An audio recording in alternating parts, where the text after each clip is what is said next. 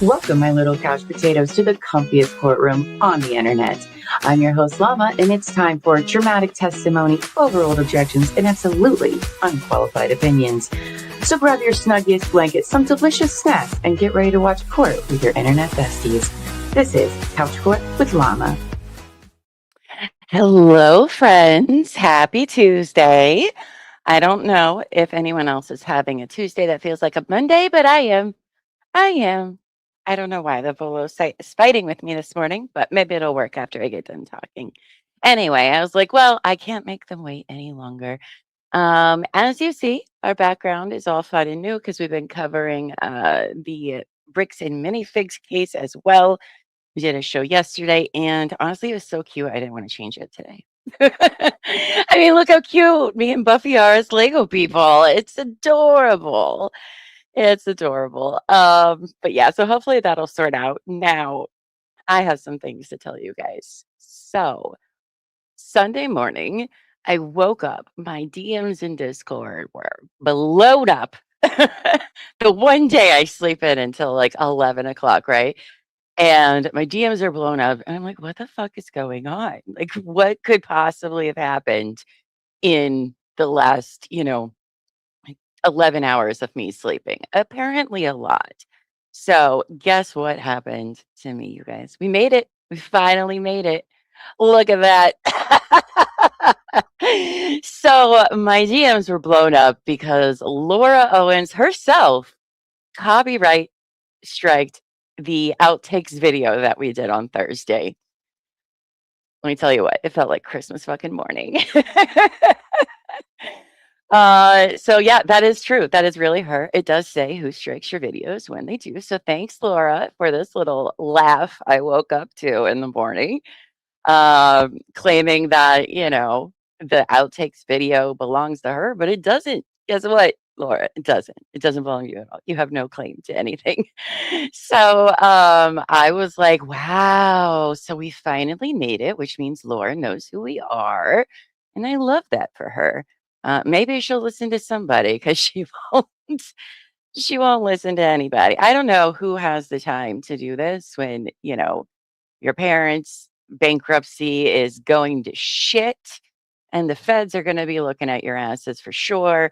You have a plea deal or hearing coming up to decide if you're going to trial with your 14 felony charges or your parents losing their home. How do you have time to give a shit what people are doing on the internet? Is all I'm wondering. But it's fine. We're fighting it. It doesn't really matter. Do I feel popular now? Maybe. I am famous. Look at me. I'm a real celebrity now. I'm framing that shit. Are you kidding me? I saved it to my computer. I saved our other one that goes to our YouTube studio. For the next fundraiser, I think I know what I'll be signing and optioning off, don't you think? Um, yeah, so that's what I woke up to on Sunday. So I got to write a very fancy, shamancy letter to YouTube. So we will be fighting. I mean, it's just stupid. I know she's probably pissed about it, but everyone that owns it is the studio and Susan. So okay, and what's your point? I'm sorry you don't like it. I'm sorry that we saw your outtakes. I'm sorry that it really made it seem like the story wasn't true. Oh no. Oh no.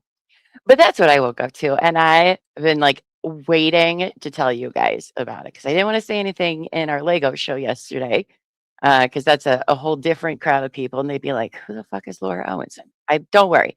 I'm trying to get the BAM audience, the BB community in the Volo and the Victims of Laura Owens community to, like, meet because they're very similar and they need each other.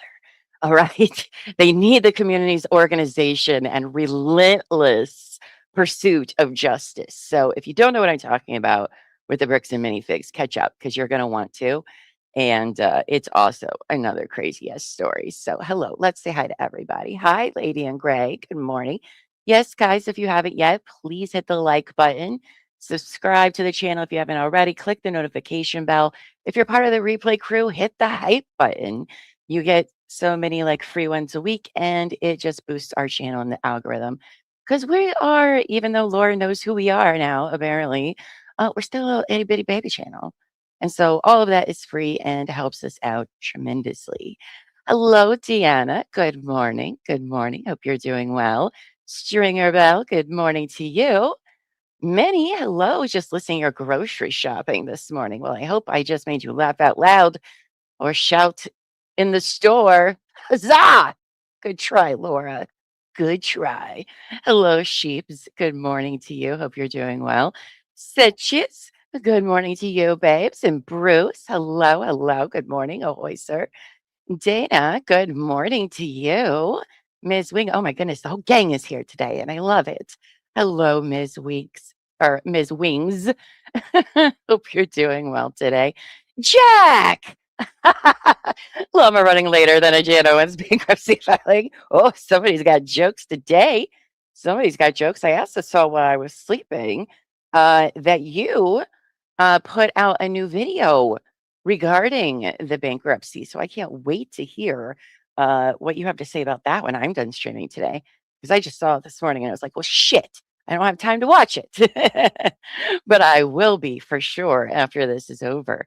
Hope you're having a great, well, had a great day over there, close to it. Um, hello, Bill. Hello. Good morning to you. Hope you're doing well. Hello, Helville and Wallace. I know I already highlighted your comment. Maybe I said hi. I don't know. Negla, good morning to you, my fellow Ohioan. Hope you're doing well today. No thanks, okay? She's the Terminator. She never stops. No, she doesn't. No, she doesn't. And, I don't know. I listed off all the other very real life problems she has going on. And my theory is that this is the one thing that she feels like she has control over, even though she has no claim to anything. But this is the one thing that she's like, I got this. Because everything else seems to be falling apart with her. Hello, Buffy. Buffy can't be with us today because she has summer kids and all of that responsibilities. But she will be with us as much as she can this week. Seichi says, I mean, you knew with the one down vote on every video that she was watching you. I mean, that was my theory. Sorry, my tongue is weird. Well, it is. It is. Honestly, I haven't really drank very much today. It's my first cup of coffee. So, but I do have an Alani over here. The last time I drank one of those, good God, did I get a lot done. Um, yeah, right. Maybe she should focus. I don't know. Hello, Teresia. Happy to see you. Did I say hi to Mama Loma just in case I didn't, so she doesn't yell at me later? Hi, Angie. Welcome in. Yaku. Thanks for being here. Hello, Echoes. He says, oh my God, thanks for the Lego rabbit hole. I've spent a full day falling down in it, Llama. Congrats on the strike and officially welcome to the club. Thank you. Thank you. It is exciting, right? No, I also saw on YouTube this morning that Jeep Daddy and Echoes plan on starting to cover BAM as well. And I'm so excited about it because, I know that you have a lot of experience with the Mormon church and community. So I'm really excited to actually hear your take on all of it when you get to that part of the story for sure.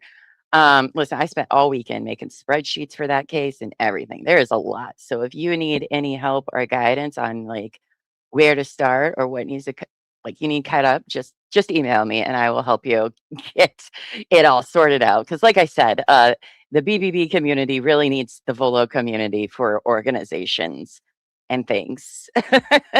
They're a new little baby community, but they'll get there. They'll get there. I'll tell you what though, they are just as fucking passionate as we all are about Laura and getting justice for Ben and friends because it's wild. Hello, April. Hope you're doing well today. Hi, Razmataz. I love your name. Hello. Good morning to you. I love that, Razmataz. Hello, Sam. Good morning to you. You didn't get notified for the Jack video. YouTube, it's every week. It's something with them.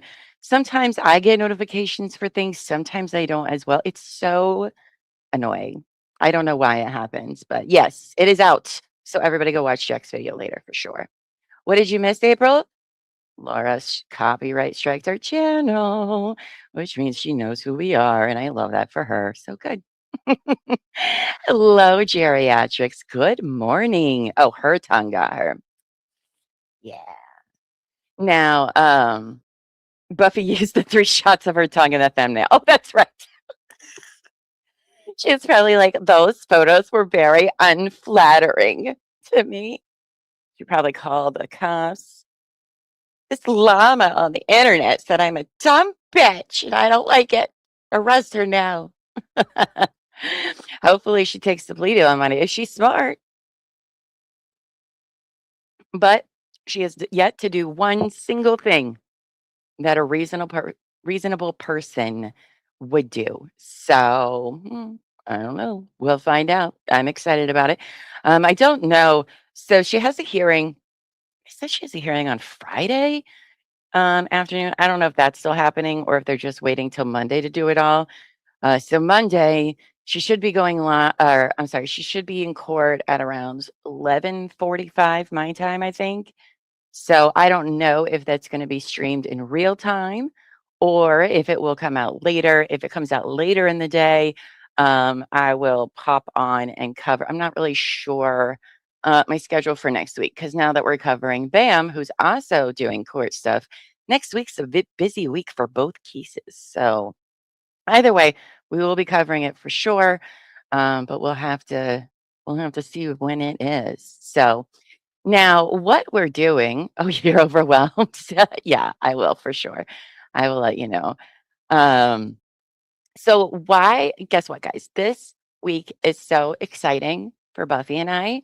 I know most of you have already seen all of this, all right? But we have spent 5 freaking months talking about this case every week, and this week is we finally have gotten to the Owens v. Echard paternity trial, and we are so freaking excited about it. So today we will be going over Laura's side, their pretrial statement, what they're expecting to do at court. Oh my God, Bolo, why do you hate my face today? You work every other day. It's just one of those days. But we're going to go over her pretrial statement. We're going to go over what else do they have to talk about? Their request for findings of fact and conclusions of law. Now, so what I decided to do is today we're going to go over Laura's side of what they're expecting the trial to be like. Thursday, we're going to go over Clayton's side and what they're expecting the trial to look like. Now, I do know that the trial is only 2 hours long, which is a load of bullshit. I agree with Eugene Gris about that. It should have been way longer considering how complex everything is. But obviously, for both sides, I mean, whatever they say they're going to talk about, they're not going to be able to talk about it all. So that's why I wanted to go over those to see if there had been more hours, what each side would have actually ended up presenting. Because I think that will be very interesting to see and compare. But definitely Mark. Llama called me a dumbass. Oh, she's so mean. She's so mean, that Llama. I'll tell you what, we should fire her. And Loa will be in LND on Monday. I hope so. So mark your calendars for Friday, 10 a.m. Eastern time. You will not want to miss what I've been told is going to be a very good time of Llama and Buffy watching the trial for the first time. I don't know what to expect. I'm very excited about it because, I know it's already happened, right? But Buffy and I like to kind of do things in order around here. And it makes more sense, right? When like you lead up to it and you see everything that's been talked about in court. It's as close as you can get to watching it in real time, even if it was a few years ago. But I'm very excited to actually see David and hear David because I haven't yet. They haven't had any hearings since he's come on, which I do think is again, that's another thing I agree with him. on that they haven't had a hearing before this, but I don't know. Civil court is weird. Um, so we're very excited to hear him and how he lawyers, because seeing a lawyer on paper and then seeing them on in court can be two very different things. Very, very different things. So I am very, very excited about that. It's just a misdemeanor. I want her arrested like Josh. Oh my gosh. Oh, you guys, you have to get in to the Bricks and Minifigs story. It is great. We have a playlist. We've only done 2 videos so far. You do not want to get behind in that insane story, because a lot of it, um, some of it, the BAM side of things, they are so much like Laura Owens. It's unbelievable. It's unbelievable. He has a TRO hearing on Tuesday, which us Laura Owens people know is a pretty big fucking deal, um, because the internet is scary. That's literally their thing. Ben is running a cult and it's scary. I'm scared of people on the internet. So you're definitely going to have to get caught up on that, because after this week, we will be going very hard into Ben. We'll still be covering Laura too. Um, but we'll be splitting up our weeks covering both at the same time, because, we'll find out Monday if she's going to trial. So if she's going to trial, then we have to cover all the felony stuff, which is, in the grand scheme of things, there's not a lot out for it, which is kind of weird now that I think about it. Like, there is not a lot of court documents for her. I wonder why. Maybe it's because they're really considering the plea deal. I don't know. What does Rule 25 say again? It's Rule 26. Shh. I'm sure we'll hear about it a lot today. Hello, Bella's mom. Yes, April, this Friday. This Friday, Llama and Buffy are watching the trial, and that is the deadline for her plea deal day. Maybe we might hear something about it through the grapevine while we're live. Wouldn't that be something? I love that. Okay. Is Winks here? Have I seen Winks around? I need somebody to pull these damn documents off. I don't know why my thing doesn't want to work for this. Buffy, I'm sending you the ones I need today. Can you see if you can find those on Volo and then send them to me, please? It did this to me the other day. It worked fine for Buffy, but not for me. Um, I'm not sure why that is. I don't even have that much stuff going on. But yeah, April, this Friday, you're gonna be amazing. It's gonna be you are gonna be amazing, but it's gonna be amazing too. I'm amazed by your restraint and not watching it already. Well, if there's one thing that you need to know about Llama, it's that she is thorough. All right, she's thorough. I don't like spoilers. I do have the patience of a saint. Uh, Buffy does not. She's the I read the last page of the book kind of person. We're very different, but be proud of her, because she has done the same. She has waited, because then after we get done with the trial, we'll read all the stuff that happened in between, because then we get into her writing a bunch of blocks. Her bankruptcy, her parents' bankruptcy, the body cam footage that Buffy and I also have not seen. That'll be coming up soon regarding this. And then, of course, her felony case, the appeals, Mike 2.0, 2025, even though we ran over most of it, there was still a lot happening that we didn't get to cover before the fundraiser. So we still have a ton of Laura stuff to talk about and cover. So, oh, that wasn't a joke about Rule 25. Oh, I'm sorry. The power to sanction. I thought that was just a joke on Rule 26. You read the Harry Potter books in order on purpose. Me too. Me too. All right. Everybody hit that like button while I'm waiting for these to come in to me, because it's a Tuesday. Laura probably struck them too, I'm sure. Not really. Oh, you know what? Duh. I can just see what the Padlet has going on. Let's use the Padlet today, guys. Oh gosh, it's like all the best, because just Jen and Haybells showed us how to use it on the All the Best Pet Care. No.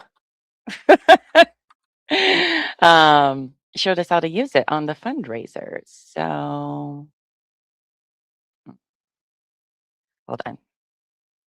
I told you it was a very, very Tuesday day. Regarding BAMP, we have a bunch of stuff to cover for this hearing as well. So I'm probably going to be doing some evening streams tonight, you guys, or this week, maybe tonight. I don't know. To get us caught up on that for the TRO on Tuesday. Which again, I don't know if that's going to be streamed or not. Um, okay, well, that's weird. Why are none of the things helping me today, friends? I'm not saying that Buffy has done all this and is behind this, but it's kind of weird. She's not here today. No, I'm just kidding. All right, shameless correct Padlet, where are you? Do. There you are. Okay. All right, let's find it, shall we? What are we looking for? We are looking for 6/3/2024. Okay. We want the Owens v. Echard timeline. All the best, by the way. You know what? I'll share this tab so you guys can see what I'm doing. Promo all the best research over here. In the meantime, all the best research has all of the stuff in timeline order. They got docs, they got the social media stuff, all sorts of things. So if you're looking for any information for them, this is an amazing place to find it. Here we go. There we go. See, look at that. Easy peasy. All right. So we'll just use this. Why not? All right. Let me zoom in and hear what dumb shit David Gingras and Laura are gonna say today. It's it's not Buffy. It's Greg. I know, right? Oh, Greg. Poor Greg. Everything is his fault. No, Mary said, saw you live yesterday covering BAM, and now I'm here, whether you like it or not. Well, lucky for you, we love new friends. So I'm very happy to have you here with us. Yeah, I don't know how I got into the BAM thing too, but it's really worth uh, taking a look into, you guys. I know. Try a different browser. Well, here's the thing is when I use StreamYard, I have to use the same browser to share in it. Yeah, it's stupid. It's very stupid. So like if I open up Microsoft Explorer, Firefox, or whatever, it won't share it. Maybe it will. I just don't know how it works. I've tried it, and so it's very annoying. All right. Hi, Berkeley. Aren't they cute? Uh, we are very into this like story. They were like making stuff for the show, and I was like, if you want me to say yes to anything, it doesn't even matter what it is, make it Lego, and I will always say yes. I will always say yes. You know what we need to do is we need everybody to change their photos to their minifig. Create your own minifig and change your profile pic. That would be fun. Chrissy, hi, hello, says in Laura's full deposition with Greg, available to listen to and watch. I've been trying to find it and haven't had any luck. Unfortunately, no, no, it is not. The day when it is, if it's ever released, will be a day of celebration for all of us. No, her deposition has not been released. I don't know why that is. I don't know if there's rules against it or something. I don't know. And then David posted clips from Clayton's on one of his blog posts. And that's all we've seen of Clayton's. So neither one have actually been seen by the public yet. So yeah, if you are listening to the loathing, BAM will blow your mind. I mean, it's so good. It's so good. Hi, Amos. Hope you're doing well. Berkeley says, yeah, depositions don't always get released, which I think is ridiculous. Because you're under oath and it's technically part of everything, but I don't know. I don't see them very much in the things we cover because in trials, you don't really do depositions. I don't really do a lot of civil stuff, so I don't know. All right, so I got a lot to read today, guys. Let's get into what Laura's pretrial statement is. All right. This is what they're gonna talk about, what they're planning on covering, and all of that in the trial that is only 2 hours in. So a lot of it isn't going to be talked about, but I'm very excited about it. All right. So, as I said, this on our timeline journey that we're on is June 3rd, 2024. So, it is 7 days out from the trial of Owens v. Echard.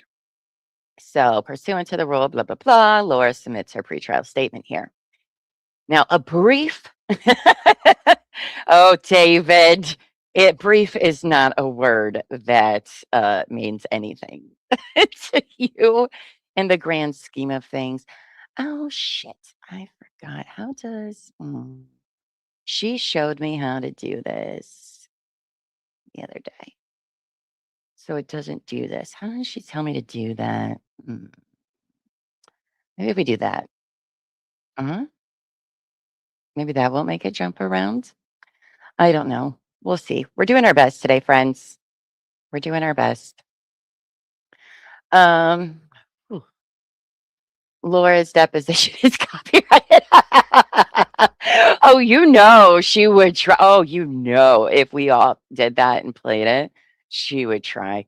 I mean, a part of me was just thinking, like, oh, we could just give out the outtakes to all the content creators. And if we all stream it at once, she doesn't have the rights. And maybe she could get in trouble with YouTube. But you know what? I don't need any of my other friends getting in trouble with the law tubes. So we won't be doing that. Chrissy says, I thought it would be private too, but in Love Trap, they say that it was never before released to the public, but then they had excerpts of the audio included in the episode. Well, Chrissy, I can tell you why. And that is because Stephanie Young, the host of the podcast, she met with Clayton numerous times. She went through all of his stuff. I think it was like a terabyte or something.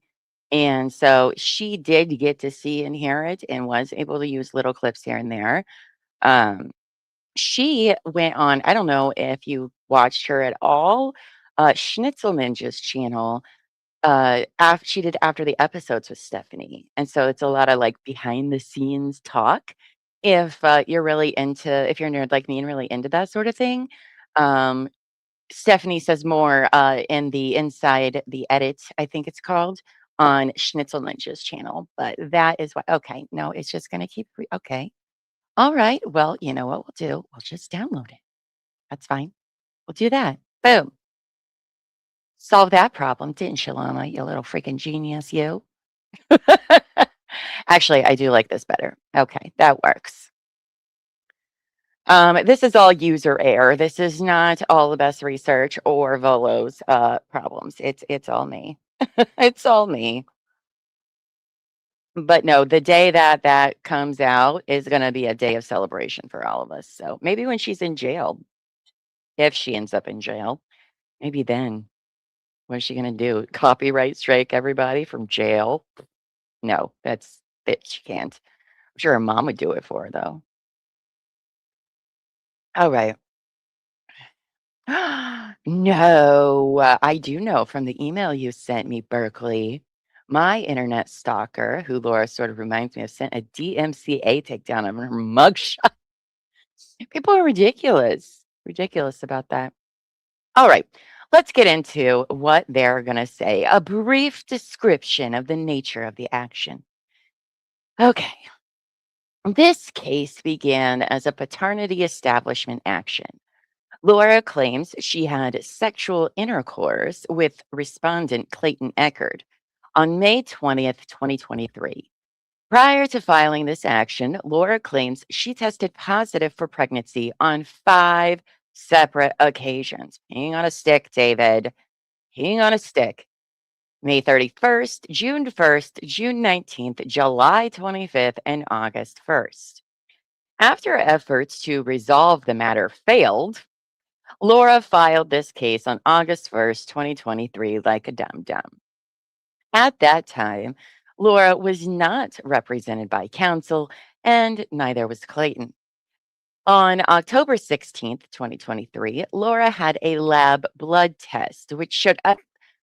Just before we go further, notice how David just skips past the Ravgen, the no fetal tissue, all of it. He just skips right past it. Like, nah, we're just not going to, excuse me, we're just not going to talk about it. Should we put money on her books? Punted Buttons is here. Praise be to Buttons. Buttons names, amen. Jill says, "Hey, Llama only just joined. Typical Laura filing a copyright claim. I bet she watched the fundraiser and was furious. There's a theory she files these things in order to get people's address. I mean, let's fucking go." I mean, I don't care. Well, one, it'll be under Terry because this is Terry's channel. But also, go ahead and try to fuck with Terry. Go right ahead. You don't met what I have learned from my group of eclectic friends who live everywhere is you don't fucking mess with Texas bitches, okay? They do not back down from anything, especially Terry. So you go right the fuck ahead. You go right ahead and try because I got a whole team of people with a whole lot of nothing to do who also enjoy law as a hobby. So I guess go ahead. I don't know. I don't know. What is she gonna do? Take us to federal court? Do you really want the feds looking more into your family? I probably wouldn't if I were you, but go ahead. I don't care. Right? Texas women don't play. And I'll tell you right now, Terry True Crime, she doesn't back down from nobody. Nobody. So good luck. Good luck, Laura. Good luck. Hi, Ann. I'm some lady. So happy to see you here. All right. So he skips past the no fetal DNA Ravgen test. So on October 16th, 2023, Laura had a lab blood test done, which showed an HCG level of 102. No ultrasound, just a blood test, because that makes sense. Although this test confirmed she was still pregnant, not quite. The HCG level on October 16th, 2023 was far lower than would have been expected for a viable pregnancy. This indicated Laura was still pregnant on that date, but the pregnancy was virtually certain to end without a healthy children being born. Um, she would know if it's viable or not if she would have gotten a fucking ultrasound, which she didn't get. If there's no heartbeat, then it's you're really not pregnant anymore. But okay, why didn't your client get an ultrasound like the rest of us do? There's only one reason for that, and that's because a doctor would know she was never pregnant. Kimbers, hi! So happy to see you here for a live. Another Ohio friend. Hope you're doing well today. Happy to see you. Happy to see you here today, babe. Unsure of how to proceed, 2 days later, on October 18th, 2023, Laura filed a form requesting mediation, a request Clayton did not oppose or even respond to. Okay. Laura will explain the intent of that filing was to give her an opportunity to inform Clayton that it appeared the pregnancy was non-viable and that Laura wanted to dismiss this petition once the pregnancy loss was confirmed. Shut up. No, you didn't. Despite no objection from Clayton, the court denied Laura's mediation request as premature a month later on November 19th, 2023. At any point in time, Laura could have notified the court that she wasn't pregnant anymore. The reason why she didn't want to do that is probably because guess what? They would have been like, "Where's your ultrasound at, bitch?" Like that, because that's what happens. That's literally what happens for all of us who have lost babies. Okay. They just don't take your blood test and be like, "Well, it's low, so it must be done now." No, because when you do miscarry, it can be very dangerous for you. So an ultrasound is important. Oh, she makes me so mad. She makes me so mad. Am I gonna be like really mad during the trial on Friday? or what? Unsure of how to proceed. Oh, Jack says, unsure of how to proceed. Here is how she proceeded is a hell of a line. That's true. That's true. Jack, I heard somebody was saying one of your social media posts that was about using the words obviously. I use that all the time. And I was like, don't tell me how to live my life, Jack. No, I'm just kidding. I very much enjoy your coverage from your statement analysis. It's very neat. I enjoy it. So low consume me if she wants. Amos. Oh, she's doing a test. Is this a new account you're making, Amy? Hi, welcome for making a live, AJ. Happy to have you here. So happy. This is your first live. Welcome. It's, a wild ride. Say hi in chat. They're all very friendly. Um, but why wouldn't she just like notify the court? Like, oh, well, by the way, it's because they would have asked for an ultrasound to confirm that you lost the baby. So, oh, Bruce has an interesting theory here. He says, I don't believe she wanted to dismiss. If you watch the February status conference, yes, her lawyer talks about preparing for the next hearing and asks for fees and sanctions. That's not someone leaving. Oh, that is a very fair point. It has been a while where we had to watch who was our lawyer then? Was it Josh? Ugh. No, it was Corey. Corey Keith was her lawyer then, where he had to mansplain a miscarriage to a female judge. But no, that's a fair point. Fair point there. You're late controlled. Welcome. Happy to have you here. 2 times speed. I hear I'm very funny. 2 times speed. I don't know how you understand anything at that rate, but good for you. My blood pressure might go up during the direct examination of Laura and fireworks during Deandra's cross of Laura. Well, it's 2 hours. Buffy and I already talked how it's going to take us about 6 hours to watch it, probably. Okay. All right. Let's see. So unsure to proceed, blah, blah, blah, blah, blah. Despite no objection from Clayton, the court denied. Oh, I already read that. In the interim, on November 14th, 2023, Laura was seen by an OBGYN facility called MomDoc, where it was confirmed she was no longer pregnant. Well, no longer pregnant, or just simply not pregnant. That doesn't mean no longer, it's just not. After learning she was no longer pregnant, Laura filed no further pleadings in this matter and took no action to keep the case active. But you would think, reasonably, you would want the father that you wanted so much parenting shit with. You'd let them know and you'd let the court know to not waste, I don't know, time and resources. But no, not Laura. As I said earlier, she's never done one thing a rational, reasonable person would do. Because she is not an attorney, tell her that, and was not represented by counsel, Laura was not familiar with the process for seeking voluntary dismiss. Are you kidding me, David? Do so now you're saying Laura's dumb. She doesn't know how court works. She didn't even know she was going to do that when I have seen this woman file so many court things over the last, what, 8 years of this timeline. And you're saying, well, she didn't know. She couldn't figure it out. She's dumb. I'm like, yeah, David, she is dumb, but she knows how to read and file stuff.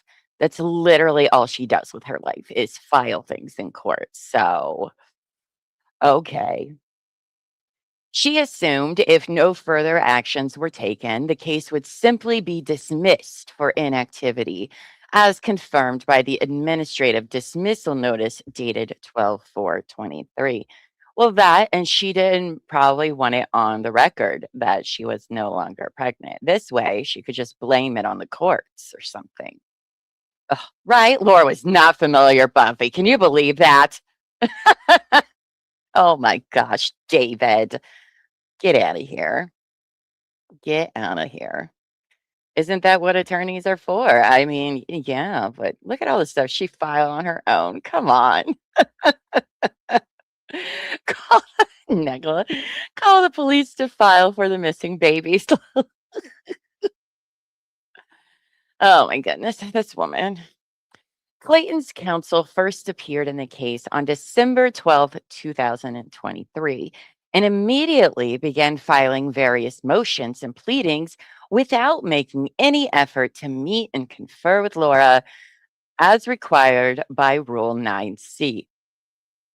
This caused Laura to retain her own counsel, who immediately appeared in the case and moved to voluntarily dismiss the action with prejudice, excuse me, on December 28th, 2028. No, David, come on. It's 2024, 2023. David, not 2028. In the future. Because Laura was no longer pregnant, she asserted her petition was moot. Of course, moot would be in here. Moot. This remains Laura's position today. Okay. Aside from the moot establishment petition, Clayton presents at least two or three arguably live issues for resolution. First, Clayton claims he is entitled to a judgment of non paternity, which Laura interprets to mean a judge affirmatively finding Clayton was not the biological father of any children Laura may have miscarried, as opposed to a judgment declaring the establishment petition moot and or that the circumstances rendered our paternity issues inconclusive and thus impossible to determine. It's more than just saying he's not the daddy, David. It says she was never pregnant in the first place. You know it. That's right, chat. Moot. So far, we've gotten how many? Two, three moots already. Maybe four. Moots. Let's see. All right. Noting in Title 25, Chapter 6 permits the relief Clayton seeks. Rather, when an establishment petition is filed, oh my God, David, the court may either find paternity is established, usually by applying one or more of the presumptions set forth in Arizona Code, or the court may find paternity is not established, either because there is no evidence to support any presumption under the Arizona Code, or because the presumption was rebutted by clear and convincing evidence per Arizona Code. Again, because Laura is no longer pregnant, her position is that the establishment petition is, everybody together now, moot. And there are no paternity establishment determinations for this court to make. Hmm. How many are we up to now? 4, 5? Um, you are unreasonably pleased that you helped the move thing along, right? You guys, oh, look who's here. Laura Owens is in the building. Laura Owens, I thought we were besties. Why did you do this to me? Huh? I thought I was fighting for you. Why did you do that? Why did you strike my channel, Laura Owens? So rude of you. Hope you're doing well. Maybe you can find love there. Oh, dear God.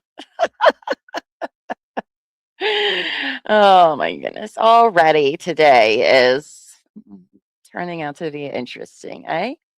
And people try to tell me not to use moot, but it's moot. Your mom made you do it. Probably was her mom. Okay.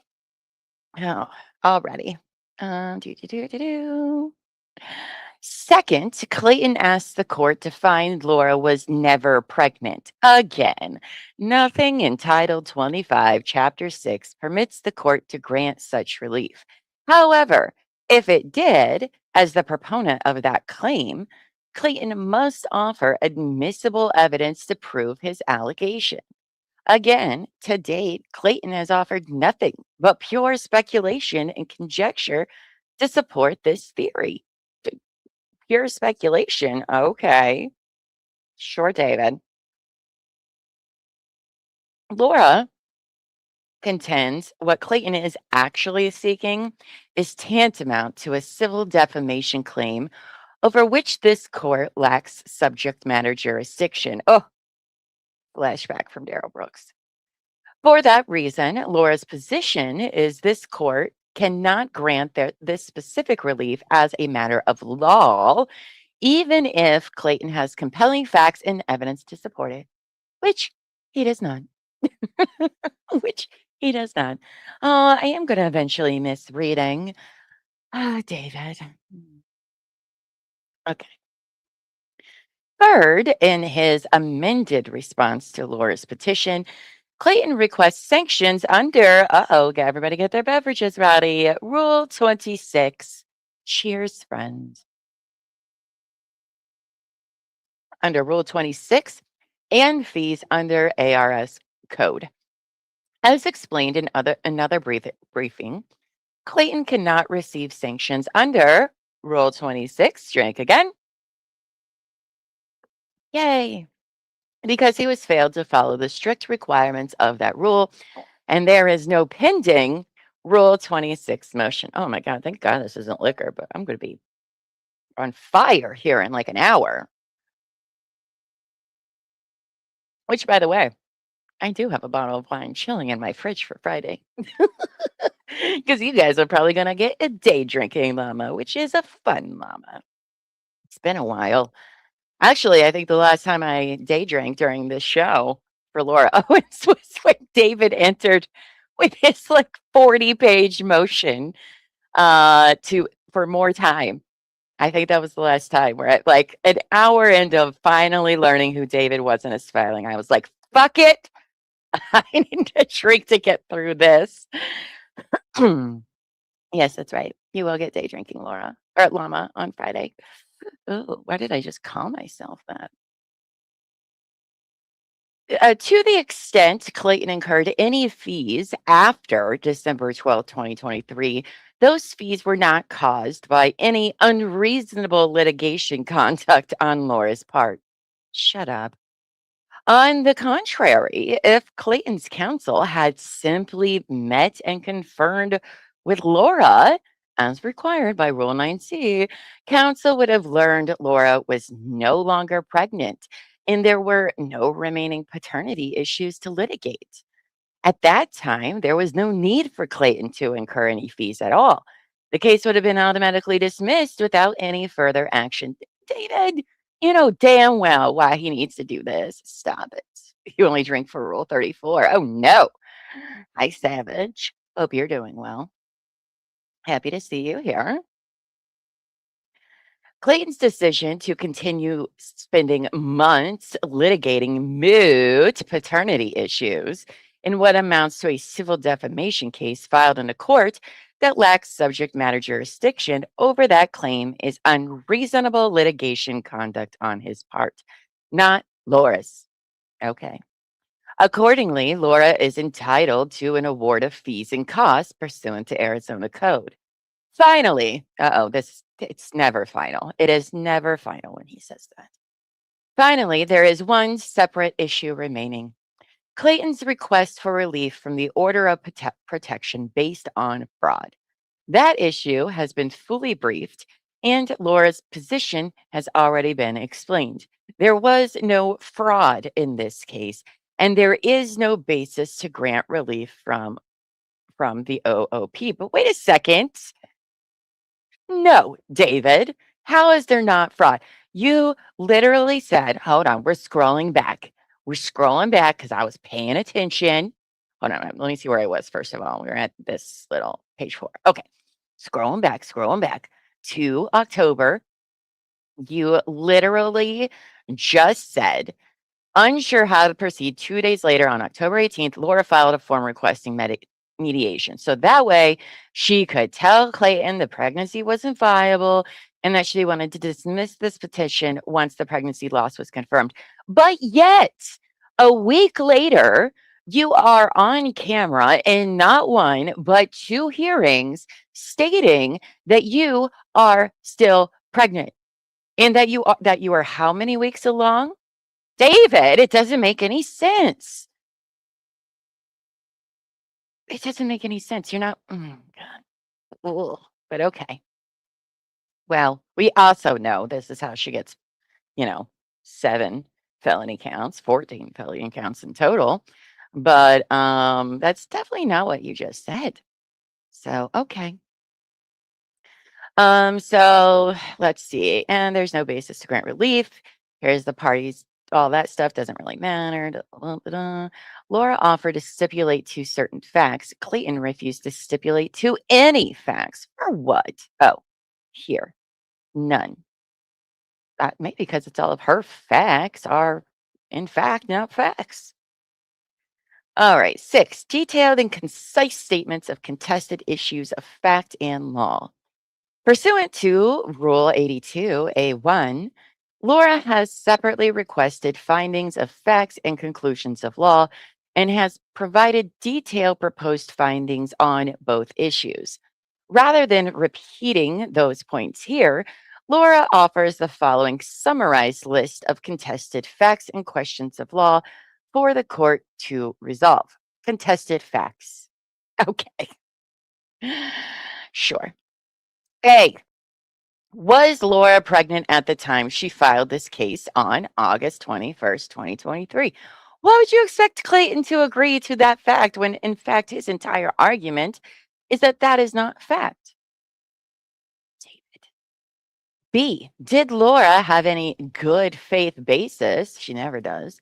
To believe on August 1st, 2023, that she was pregnant, even if she was not. Why? Oh, geez. Okay. I wish he would have just stipulated to my facts. He did. Oh, I can't wait to see Moon Bump. That's a good one, Ange. That is a good one. C. Did Laura have any good faith basis to believe that on August 1st, 2023, that Clayton was the father? He's not going to agree to any of these facts. Did Laura continue to litigate this action after August 1st, 2023, knowing that she was not, in fact, pregnant? Why would you want to stipulate that as a fact, David? You literally, oh, that doesn't even make sense. What caused Laura to test positive for pregnancy 5 times before this action was filed? If it was not caused by her being pregnant, it's, well, you know damn well. What caused Laura to have HCG in her blood on October 16th, 2023, if it was not caused by her being pregnant? Was the motion for voluntary dismissal filed by Laura on December 28th, 2023, brought within a reasonable amount of time after Laura tested negative for pregnancy, thus precluding sanctions per Arizona code? Has Clayton presented clear and convincing evidence to show he was not the biological father of any unborn child Laura was pregnant with? I thought there were 2 unborn childs. David? Of course, of course, Clayton isn't going to agree to any facts with those. That's his entire case. Oh my goodness. All right. Contested issues of law. Uh-oh. Uh-oh. Everybody get their drinks ready. Get your drinks ready because they are about to be a lot of Rule 26.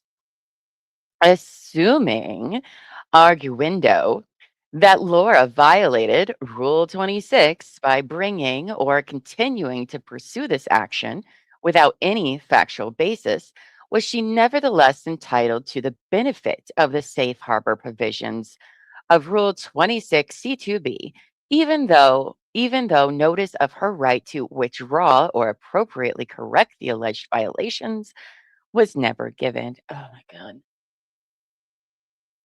If the rest of this 25-page document is arguing Rule 26, David, I am going to lose my mind on you.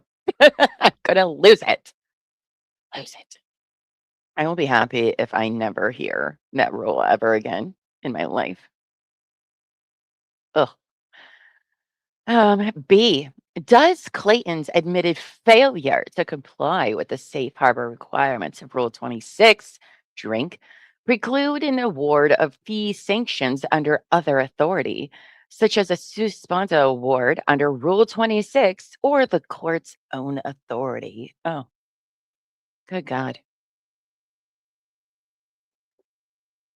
Does the fact Laura filed a motion for voluntary dismissal with prejudice on December 28, 2023, preclude any award of fees, costs, sanctions incurred by Clayton after that date? No, just no. Oh, Krista P, thanks for becoming a member. Oh, look at that cute little dog. Oh, it kind of looks like buttons. Aw, thank you, Christy P, for becoming a YouTube member and supporting us. Really appreciate it.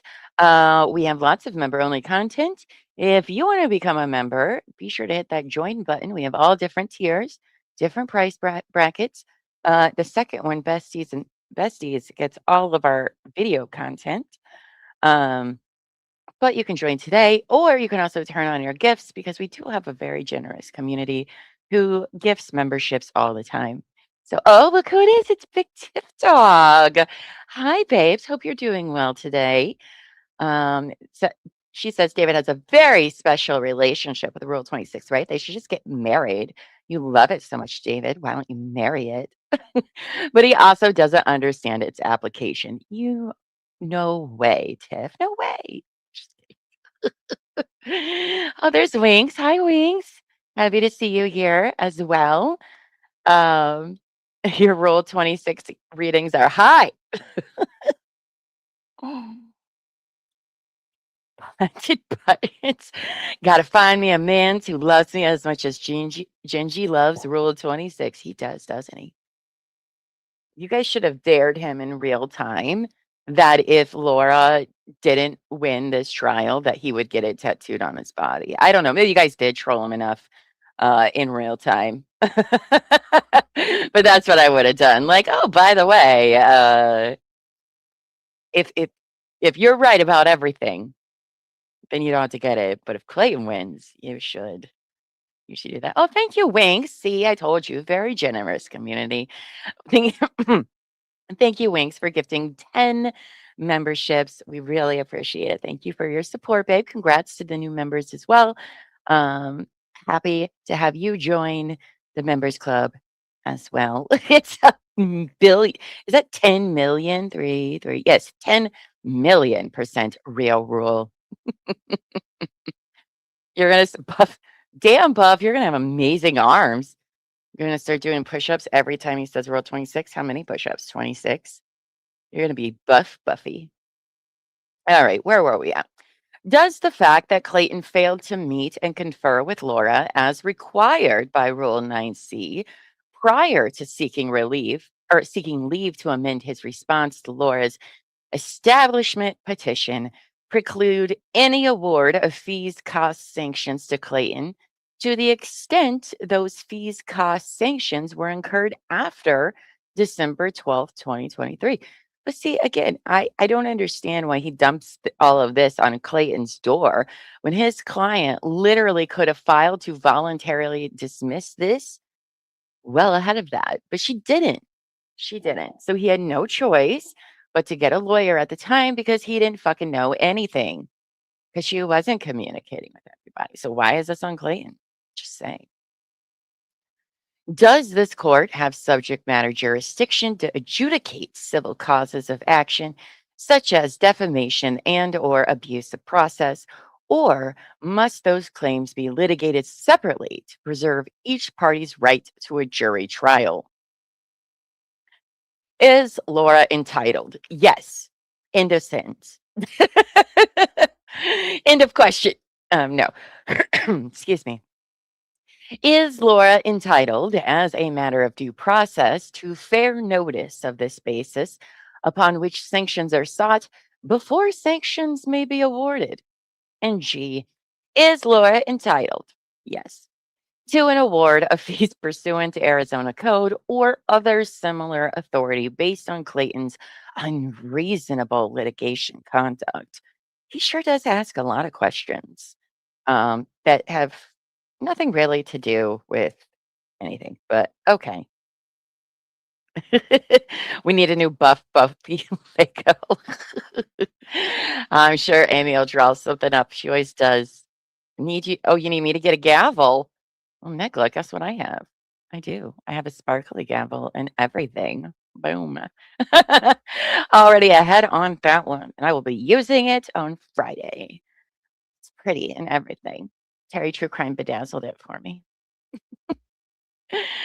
Now, position on each contested issue. I didn't do it is probably it there. Laura's position on each contested issue has previously been explained in other pleadings, so those positions will only be briefly summarized here. Okay, it's not going to be brief. It never is, David.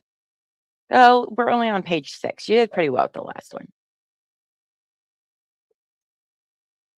Laura's position. Oh, I'm sorry. First, Laura and Clayton engaged in sexual activity on May 20th, 2023. Notice he doesn't say intercourse here. He says sexual activity. Earlier, he said sexual intercourse, but not here. On May 20th, 2023, which was, by Clayton's own written admission, sufficient to cause pregnancy. See Laura's trial exhibit A2, regardless of whether sexual intercourse occurred. Oh, so now he's like, it doesn't even matter whether it occurred or not. Okay. Okay. Right. Based on this admission, it is not necessary for the court to determine whether sexual intercourse did or did not occur. That point is ultimately irrelevant and immaterial to the outcome. Oh, so he does know other words besides moot. Good job, David. Second, Laura had a good faith basis to file this action on August 1st, 2023, because she believed she was pregnant and she believed Clayton was the father. Among other reasons, Laura's beliefs were based on the following points: sexual contact between the parties on May 2023. Laura had no other sexual partners, which the state of Arizona has determined that that's a lie, near the time of conception. 6 positive pregnancy tests, pregnancy tests, David. A home pregnancy test taken by Laura on the 31st, a lab test. Okay, there were the lab tests, but again, not the right kind of test. Performed at Banner Urgent Care on June 1st, a home pregnancy test purchased by Clayton and done in front of him on June 19th, a home pregnancy test taken by Laura, another home pregnancy test taken by Laura in August, a blood-based lab test taken by Laura on the 16th. Again, all for HCG. No ultrasounds, no nothing, as it is for all pregnant women, obviously. That's how it works. Hi, Jen. Happy to see you. We do come prepared. We're just as feisty as those Texans, I'll tell you that. Yeah. Laura Owens. Y'all never just been fingered that good. Don't blame me. I don't know, Laura Owens. You couldn't tell in your own words whether it was a finger or a penis. So I don't know if we can take your word for it, because apparently you don't know the difference between the two. So there's that. Yeah, it matters when she accuses Clayton of raping her, which is disgusting, and I hate her. So there's that. I meant penis. Sorry. Oh, I love when you pop up. It brings me joy. Let's see. Clayton has alleged all of the above tests, including the one he purchased, are either fake or somehow unreliable, but he has offered zero admissible evidence beyond pure speculation to support that claim. Laura's normal monthly period stopped after May 2023 and did not resume until November 2023. Okay, but remember, she said she lost these babies at all different times, including the end of June or July, I mean.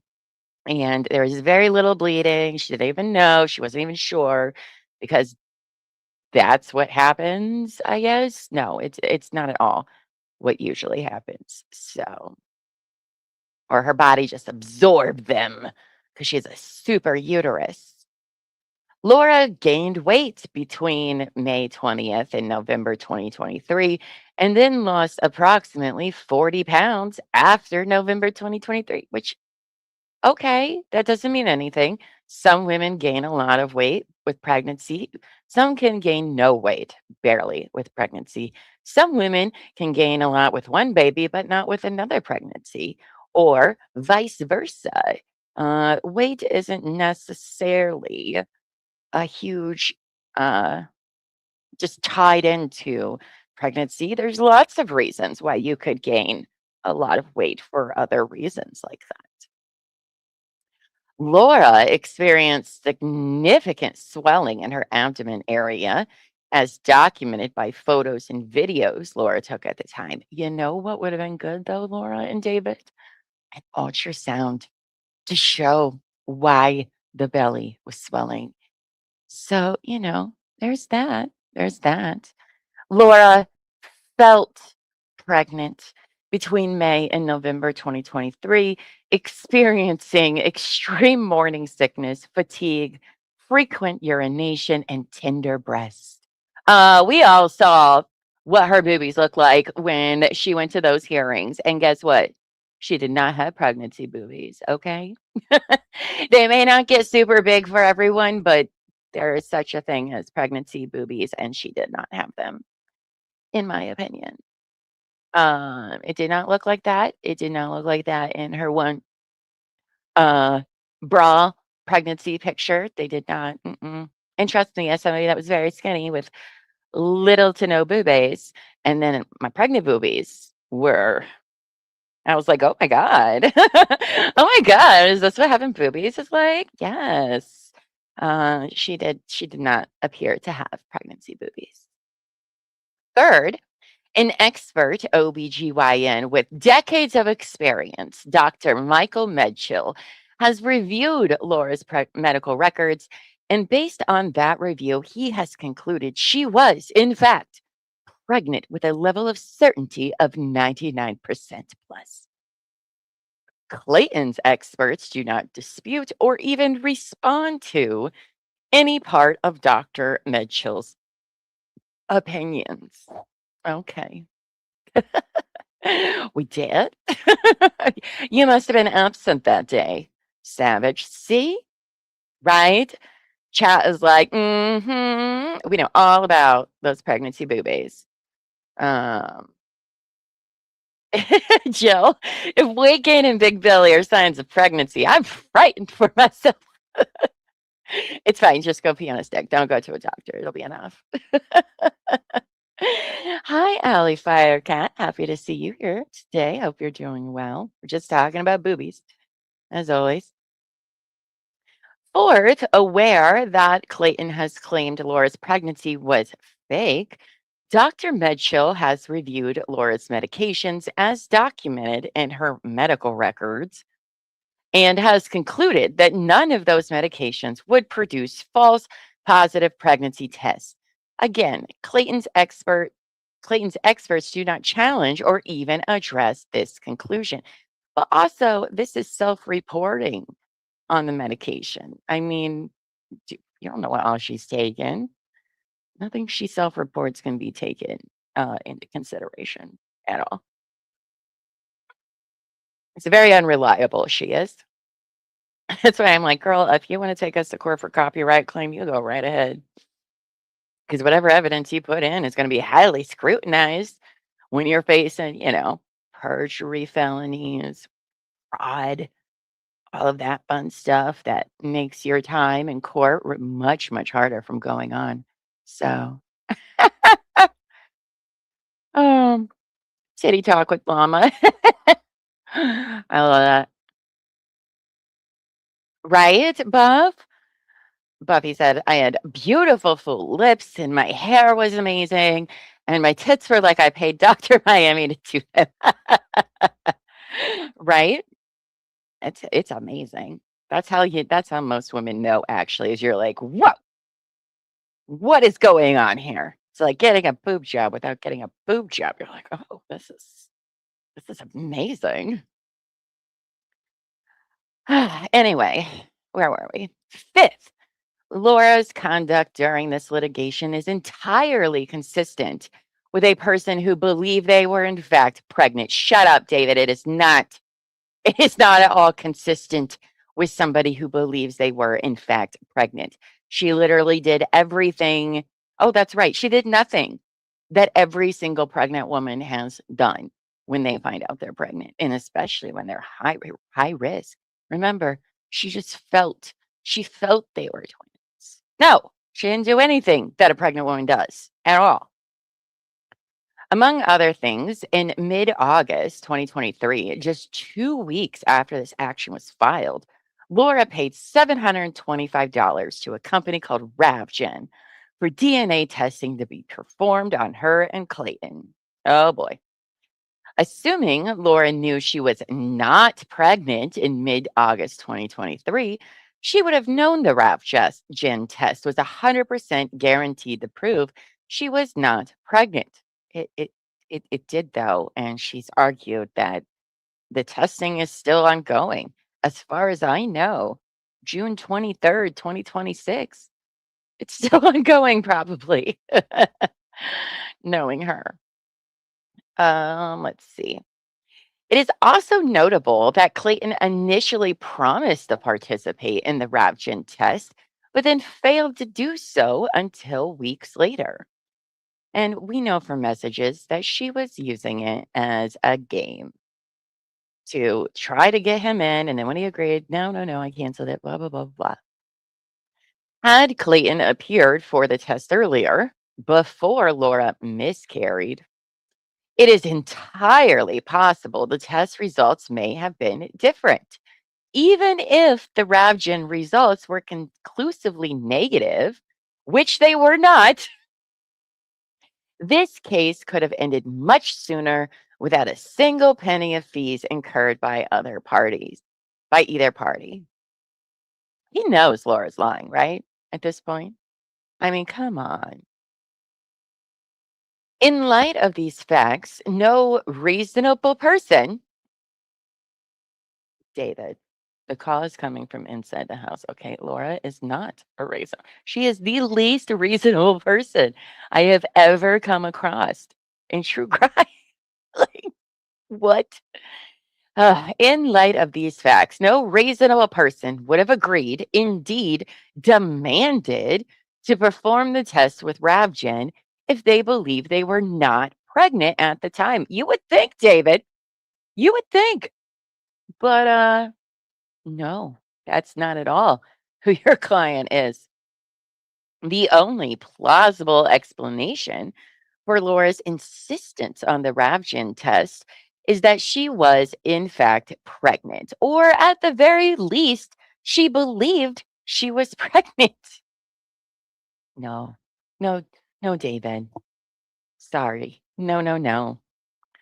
The Ravgen call did confirm burrito farts. That's true. That's true. Oh, do you always go to your brain doctor when you're pregnant? Maybe we're all doing it wrong. Maybe that's it. Maybe every single pregnant woman has just been doing it wrong the whole time. We need to go to a neuro doctor. Oh, man, I wish we were all smart like her, don't you? Oh, my goodness.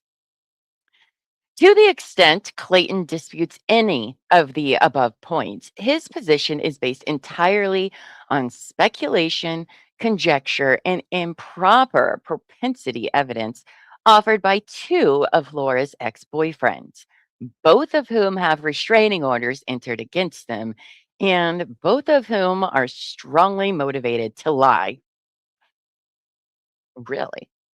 Don't you think that there's a very strong motivation for Laura to lie, though, David?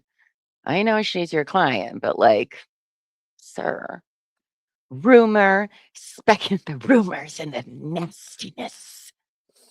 Rumors, speculation, and inadmissible innuendo cannot support the extreme relief Clayton seeks in this case. Furthermore, even if the claims of Laura's ex boyfriends were both credible and admissible, which they are not, any statements Laura may have made during a previous relationship have no bearing on the fact that she was pregnant in this case. There is more than sufficient independent medical evidence in this case to support a finding that Laura was pregnant. All other past credibility issues aside.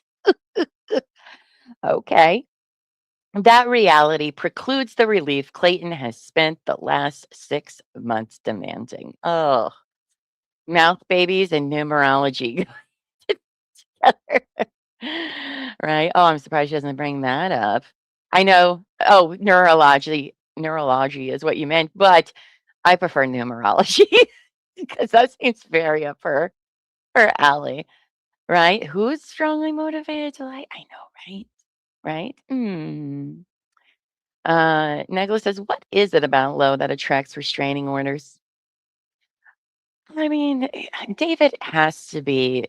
This is my theory on David. Is at this point he has to know that this is all bullshit. He has to know. He has to know it is. Even if it's just his own belief at the time, he has to know that his client is fucking nuts, right? Because why else would so many other attorneys leave the case? Because she's lost a lot of attorneys over the years of all the different court cases. That's like a huge red flag for attorneys. But I believe that David, because he had taken to the internet to fight with the internet, he was trapped in this sunk cost fallacy because he didn't want to lose face to the internet. Um, and I think Laura's the same too. I think that's why she's not going to take this plea deal. Um, I should say she is going to take it so the opposite happens because Buffy and I have bad luck where it's always the opposite when it comes to trials happening or not. So I hope, though, if she doesn't, I hope the trial's not in August because I really want to go to Arizona. I will go to Arizona.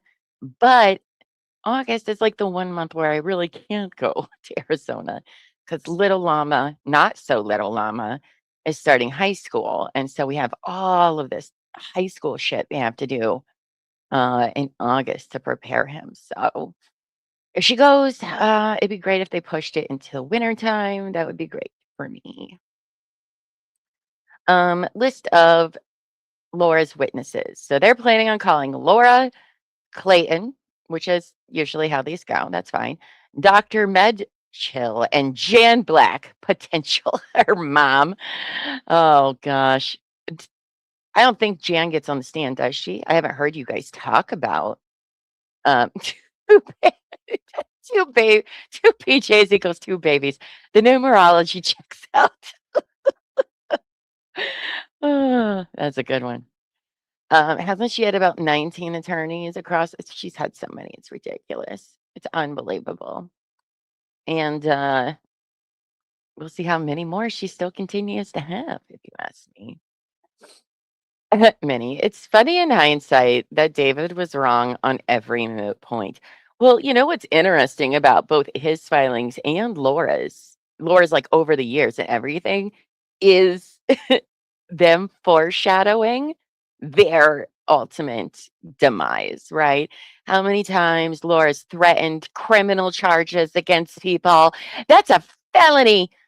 I'm going to push criminal charges on you because she doesn't know how any of that works. And here she is sitting here with 14 felony counts close to a trial date. And then David, talking about, you know, being in legal suits where the other lawyers lost their bar license. And I mean, it is beautiful. Beautiful how the universe works. Your internet is back on. Oh my goodness. Thank you. I'm so excited for you. How dare they try to part us today, April? Don't they know our friendship and how important it is? Berkeley, every accusation is a confession. That is very true. It's also how I feel about the bricks and minifigs case. So if you're not into it, get into it because you guys are going to lose your shit with those people. Maybe they should call the napkin lady. Right? Oh my gosh. All right. So that's who they plan on calling. Designation of deposition testimony pursuant to Rule 59 and without waiving any other objections to the admission of this or any other testimony by the same witness, Laura designates the following deposition testimony. Oh, I bet it's not hers, you guys.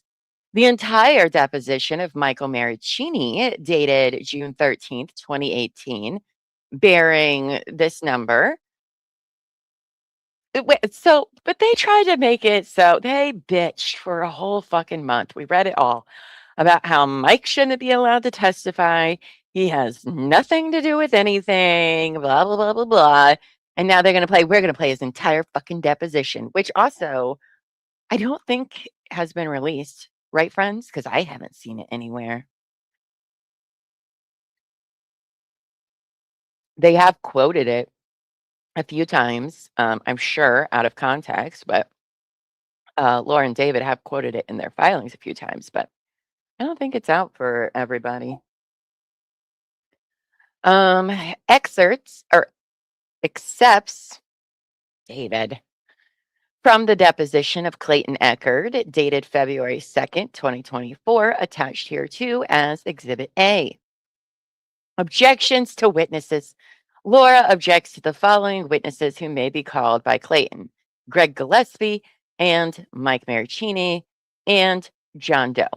We know who that is, but we're just going to say John Doe. So they object to Mike Maricini being a witness and taking the stand, but they are going to play his entire deposition. That's what they want to do. So, okay.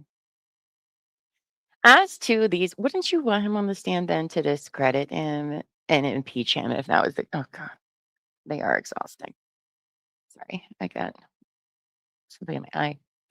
As to these witnesses, Laura objects on the following grounds. Lack of timely disclosure. Clayton has never disclosed a fair substance of the anticipated testimony of each witness as required by Rule 49, and the majority of the information he has disclosed was untimely because it was not disclosed within 30 days as required by Rule 49. But I thought they said in their last filing that it was like 3 days before the deadline. David, I'm pretty sure that's what you said.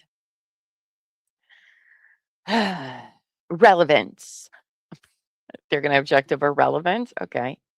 The testimony of each witness is irrelevant to any material fact in this case. As such, the testimony is admissible per Arizona code. Well, if it's irrelevant, then why are you wanting to play the deposition of Mike? Oh my God. Mm. Yes. Yes. Typo, David. Well, he doesn't backspace. That's what we've come to the conclusion. Inadmissible character propensity. The testimony of each witness is not admissible to the extent offered to show because an angry ex-boyfriend claimed Laura lied in the past, she must be lying now. Such propensity evidence is inadmissible per Arizona Code 404B. Improper specific instances. Evidence per Arizona Code 608B. Okay. As to Mr. Maricini, Laura further objects to him testifying for additional reasons. First, Clayton never disclosed contact information for Mr. Maricini as required by Rule 49I. Instead, the only contact information disclosed for Mr. Maricini was the name of an attorney in California, Randy Bullock, who informed Laura's counsel in writing that Mr. Maricini would not testify at trial. So, okay, what's wrong with that? I don't understand. If they have a lawyer, you would be contacting their lawyer anyway and not them. But okay.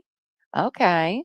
Hi, Bill. Bill's in a pub watching us. Oh, good. Well, I don't know if you've been keeping track of Rule 26, but we have a rule that you have to drink every time Rule 26 is mentioned. And I think you're about 13 behind, sir. So a Scottish, oh, you're Scottish. I love that. I love that. I got people all over the world here. That's amazing. Because it appears Mr. Maricini's counsel either lied about his intent to appear at trial or the person identified by Clayton's disclosures as Mr. Maricini's attorney did not, in fact, represent him. Clayton has failed to comply with the requirements of Rule 49I as to Mr. Maricini by failing to provide valid contact information for this witness. That one fact precludes Mr. Maricini from testifying at all. But wouldn't Laura, who is so fucking terrified of Mike, oh my God, he's so scary, even though I've had no contact with him for 8 years, but I'm terrified. Wouldn't she want to know where, you know, he is or some idea? I would, just so, that would be important to me. I might have to go put socks on. My feet are freezing for some reason. Okay, hold on. We're on page 10. Okay, yeah. Hold on. Pause for just a second. And I gotta go get some slippers or socks because my feet are very cold from the air conditioner. Okay. Hold that thought. I'm gonna play the meme video real quick. Well, I'll do that because I'm gonna get some more coffee while I'm up. All right. So break, everybody. 2 minutes. Go to the potty. Get your snacks. Get some more to drink because I'm sure Roll 26 is going to come up 18 more times. And I will be right back. Let's see. Which one are we going to play? Which one haven't we played? I don't think we've played 4. Let's play 4. Okay. All right. I'll be back in literally like 3 minutes. Okay. All right.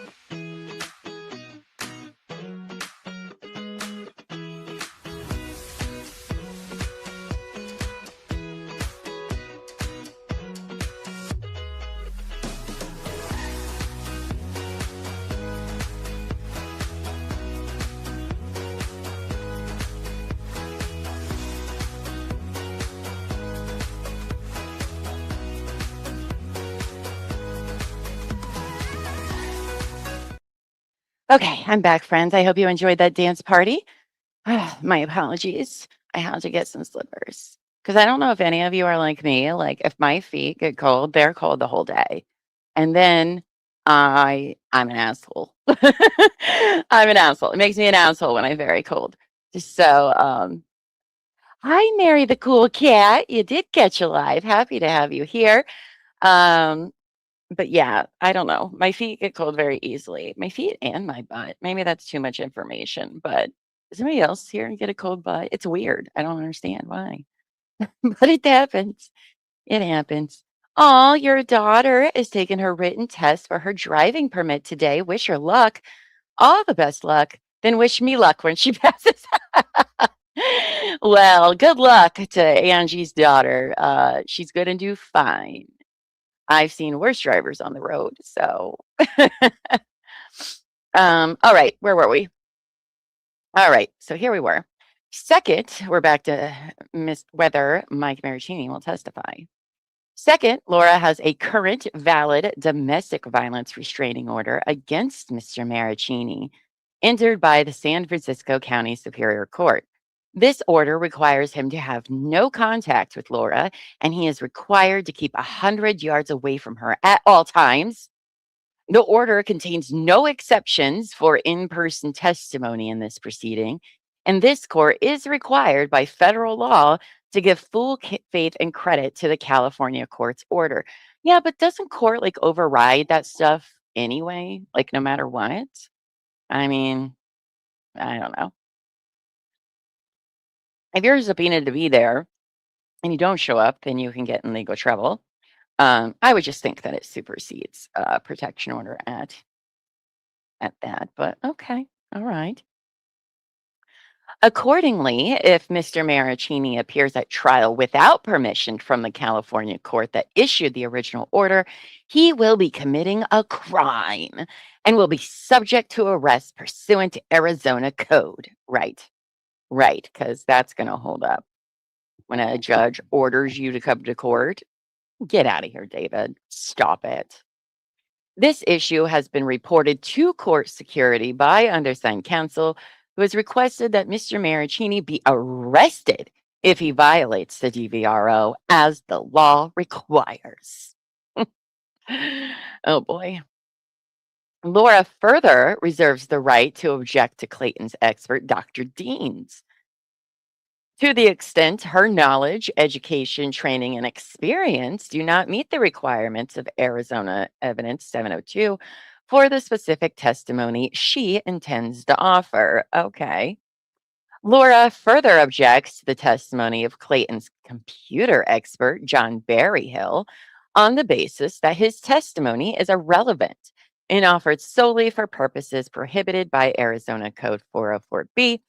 Clayton has failed to comply with the disclosure requirements for Rule 49. Oh my God, you and your fucking rules, David.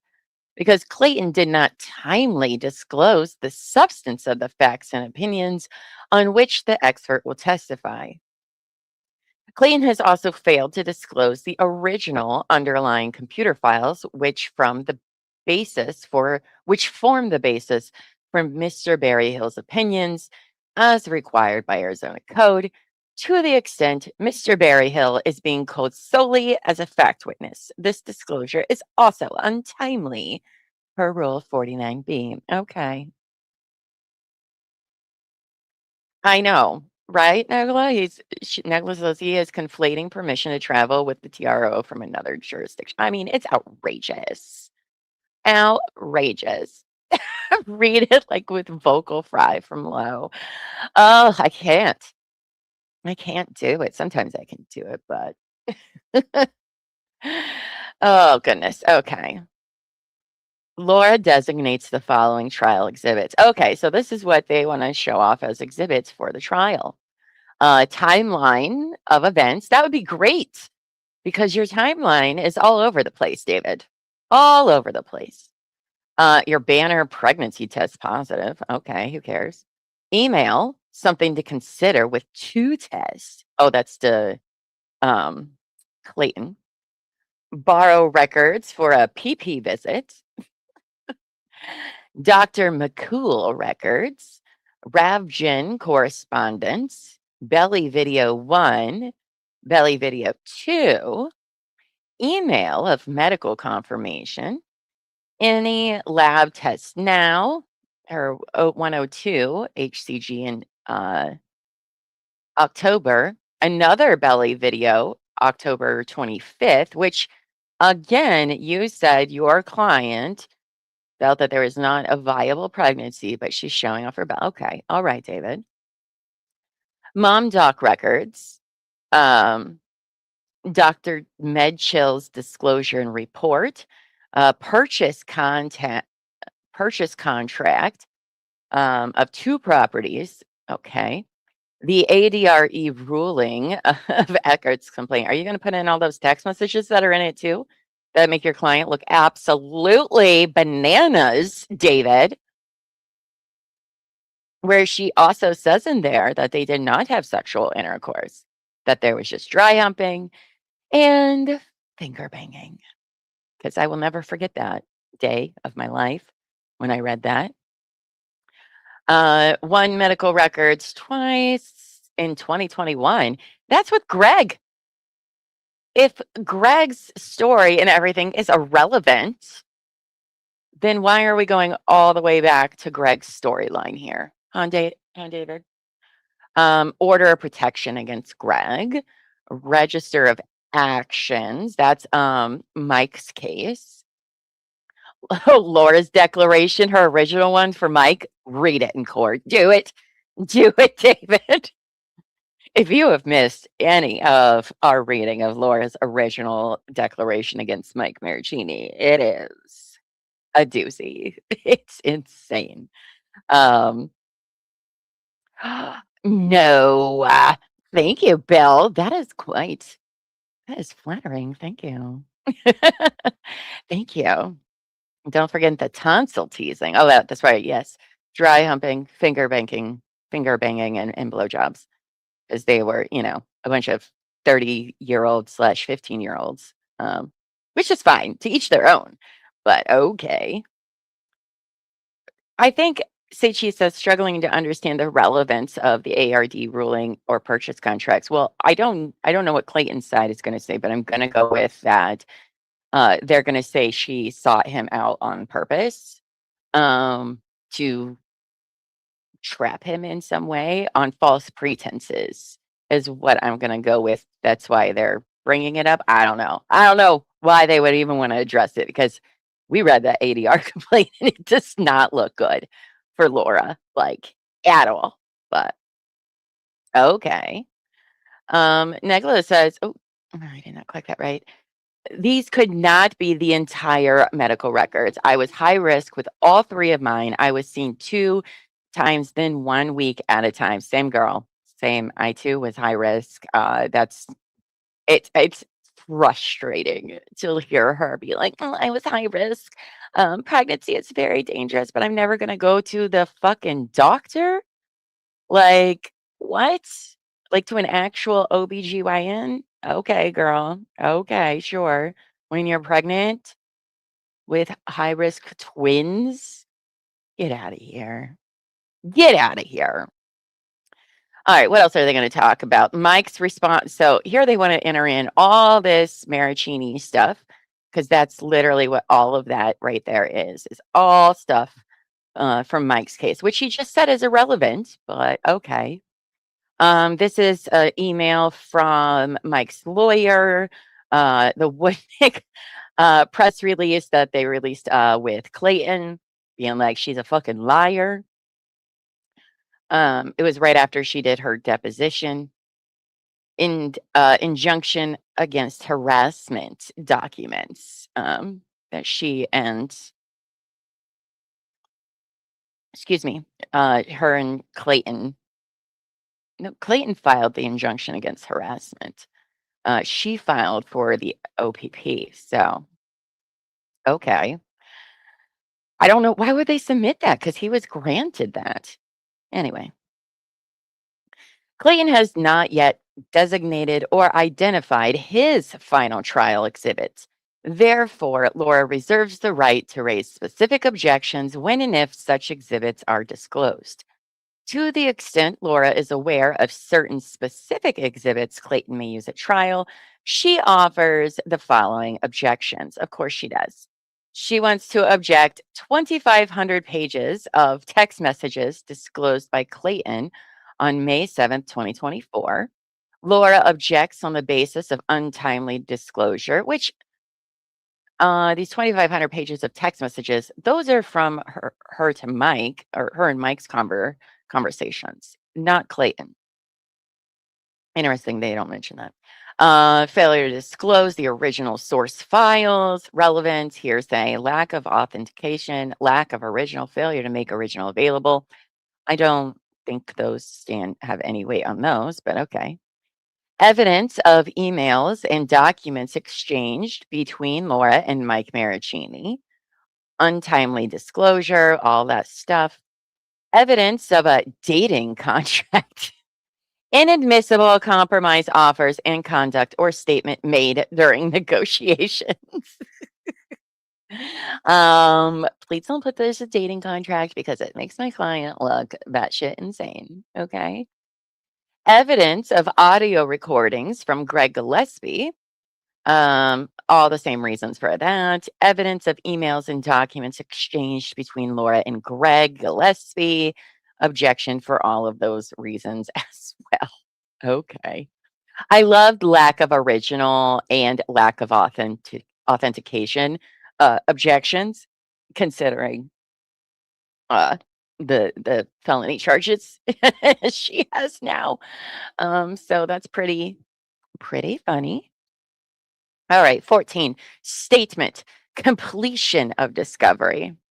Laura agrees that except for certain matters discussed above, all pretrial discovery and disclosures has been completed by the trial date and that the parties have exchanged all exhibits and reports of experts who have been listed as witnesses.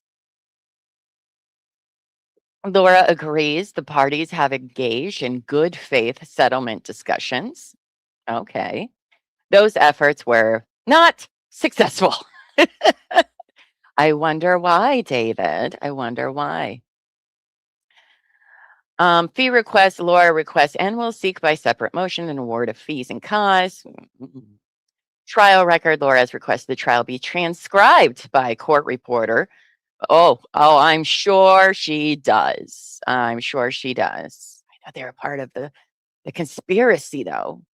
Okay. Dated June 3rd with David with his blue signature, which I like, but apparently he gets in trouble for that.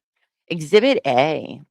Ooh, all right. So this is transcript from Clayton Echard's February 2nd, 2024. Oh, this is his deposition hearing he did.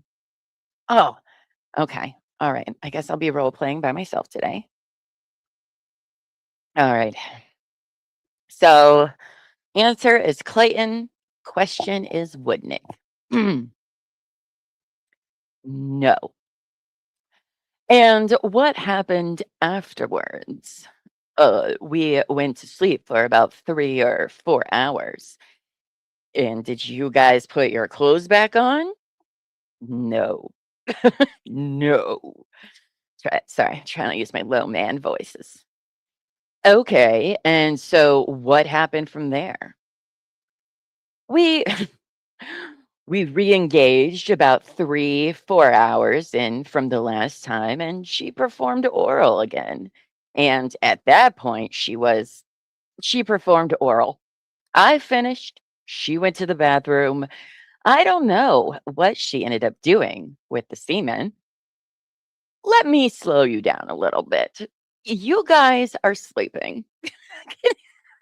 So- oh gosh, I hope this gets brought up in the court because just saying this out loud in a court is so fucking funny to me.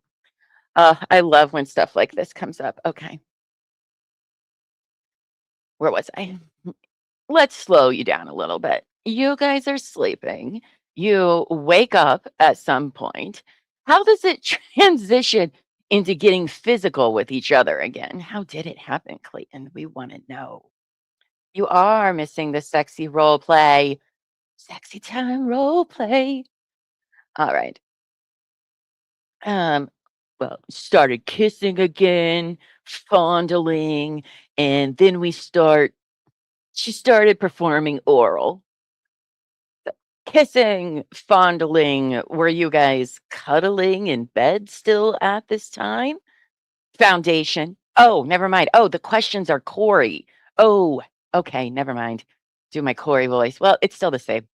All right, so this is Corey questioning Clayton. Got it. Yeah, yes, we were, I guess, cuddling in close proximity. And was there any sort of like grinding? Was there any sort of like grinding on each other? Oh man, to have to say all this with a straight face is hilarious. This is why I'm not a lawyer. You've seen my face, guys. Okay. April Fools. Did I see you did change your picture to your Lego person. Oh, I love that. Sorry if it's been like that for a little while and I just now noticed, but I love it. I love it. Appreciate your dedication. Well, she got on top of me at some point. Yes. And can you explain what you mean with I know this is sort of a difficult topic, but can you explain what I don't care at all. You mean with body position when you say she got on top? Yeah, yeah. She got on top of me and she was I was laying down like this. I don't know what any of this looks like, because I've never seen it, but just the idea of this happening. Oh my god, this is so funny. All right. Yeah, she got on top of me and I was laying down like this and she was straddled on top of me and making out.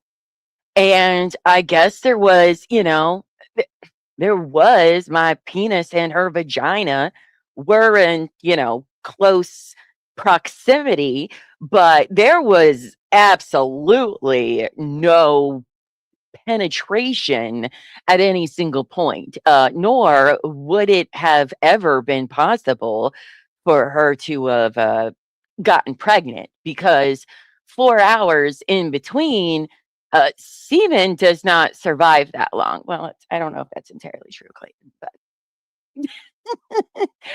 oh gosh. All right. This is fun. Okay. Uh, and so how long were you guys kissing? Her being on top of you, how long is that taking, Mr. Woodnick? Uh, foundation. Foundation.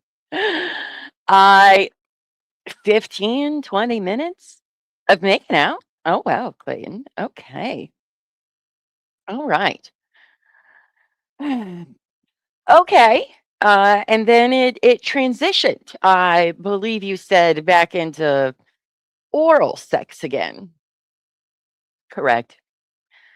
And then you testify this time, I believe, a little bit differently. You testified that I believe that was the other part of it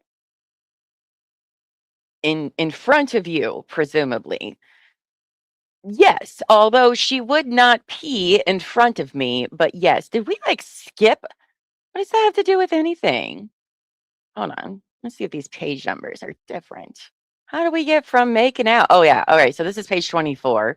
All right. So that ends that part of the questioning. And now we're on page 37. Well, I was very much enjoying that, David. How dare you leave out more of that awkwardness? All right. So they're talking about the pregnancy test now. That was the other part of it. In front of you, presumably. Yes. Although she would not pee in front of me, but yes. Understood. And did you purchase that pregnancy test? I did. And let's call it an HCG test because we know that she was never pregnant. Well, on the box, it did indicate that it was a pregnancy test. Sure. I guess that's what they market it as for people that are actually truthful and take these tests and don't lie. Clayton just throwing all the shade in his deposition. Oh, Clayton. I do adore you. You are ridiculous, and it's amazing. Oh, I hope they make Barbecue Queen. I hope they make the THC gummies and name the flavor Tonsil Twins. See, that's what Clayton should do for his next business venture. Start marketing weed gummies, Clayton. Make some money off of it. Hi, Lainey. Hi, I am the princess. Backing up to the beginning, listening at 5 speed. Well, see you when you catch up with us. Oh, look at that. Join us on the Courtyard Discord. That's our Discord server. We would love to have more friends there.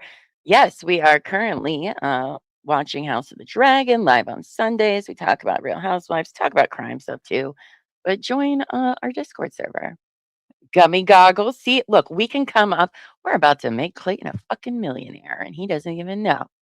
Just send me free product, Clayton. Okay? Send me free product. I will promote your THC tonsil twin gummies. That's all I'm asking. All right, back to this. Back to the role play. All right. Okay. So you purchased this pregnancy test. Did you tell my client prior to her arriving at your house that you were going to ask her to perform a pregnancy test? No.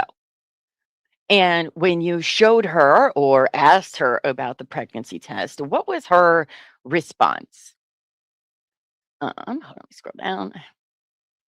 That she had already taken one and she brought one with her so that I could see it and she'd be happy to take the test as well. So see, she already fucking brought one. She's already expecting something and I didn't feel like I saw anything in her pockets. Not to say she didn't have something pushed up inside of her. I mean, I didn't check that, but she wasn't carrying anything into the bathroom. Okay. And did she perform the pregnancy test? Did she show you the results? Objection form foundation. Yeah, I saw the test. Okay. And what were the results of the test? Objection form and foundation. There was one line and one faint line. So there were two lines. One was more faint than the other. Yes. That's what he just fucking said, Corey. And at this point, did you believe that she was pregnant? I had a moment of disbelief, but yeah, at that moment, I thought maybe she had actually successfully trapped me by inseminating herself. That was my belief. Doo-doo-doo. So when you say give her a chance, you are referring to, if I'm understanding correctly, you would give her a chance with regards to the two of you having a relationship. Yes, it was a lie. I had no intention of dating her. I had no intention of dating her, but I was going to just basically tell her what she wanted to hear to see if she would go away. And what do you mean by that? Is to see if she would move forward with an abortion. Is that correct? Yeah. And was this after my client came over to your house and conducted the pregnancy test? Yes. And it's hidden by document preview blank. Can you read that text message out loud, please? Okay. This is the last time I will communicate with you on this matter. I would like for you to get an abortion if you are pregnant with my client, which I still don't believe, child, but it doesn't matter either way. If you do not, that's your choice. And in that case, if it ends up being my child, I've decided that either you will take 100% custody of the child or it'll be put up for adoption. I will not be raising it in any capacity. Okay. Is that an accurate depiction of the text that you wrote to my client? Yes, I texted that. Okay. And isn't it true that you actually doubled down on that? You sent her an email with similar verbiage. Foundation. Yes, at some point, similar verbiage. Oh, wait, sorry, that's just a repeat. Doo-doo-doo. Can you turn to Exhibit 5 in that book? Do you recognize that as an email that you sent to my client? Yes. Oh, look at that. The courtyard's become a new member. Thanks, the courtyard. Welcome. Hi, Shanta. Hi. Okay. Let's see. Oh, and they gifted 10 memberships. Well, thank you. Appreciate that so much. Congratulations to all the new members. We have lots of member only content, including Llama Learns About, which is also always a fun time. So, hi, Polly. Happy to see you here too, babe. Oh my gosh. As I see, chat is talking about the different flavors of Clayton's faux THC gummy flavor lines. All right. Can you read that email out loud for me, please? Take the pill. That's what I want, and you've known this. I don't want to be with you. Is there a date indicated on that email? June 22nd.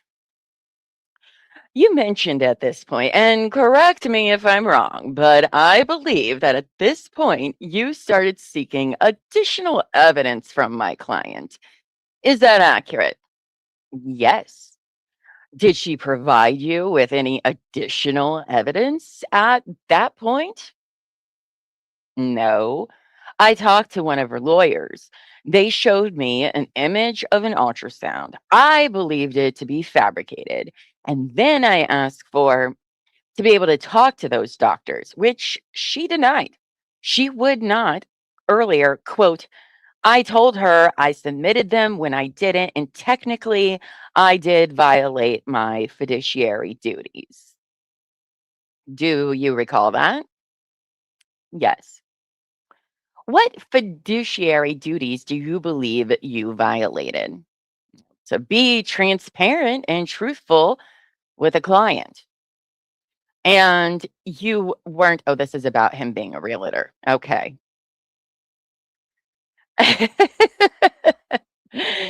Let's see, where was I? To be transparent. Okay. And you weren't transparent and truthful with your client. Is that correct? Yes, for good reason. This is page 30. Why didn't you put it in between the other two? Jeez, David. Yes, for good reason. In fact, isn't it also true that when my client asked you if there had been a response in relation to those two offers, that you doubled down on your lie and you told her that you hadn't yet heard back? Yes. So you again lied to my client. Oh, shut up, Corey. Well, I hadn't heard back. That's truthful. Because you never sent the offers? Correct. Okay, Mr. Echard. Is it a safe or is it a fair statement to say that this is at least to some degree he said, she said case?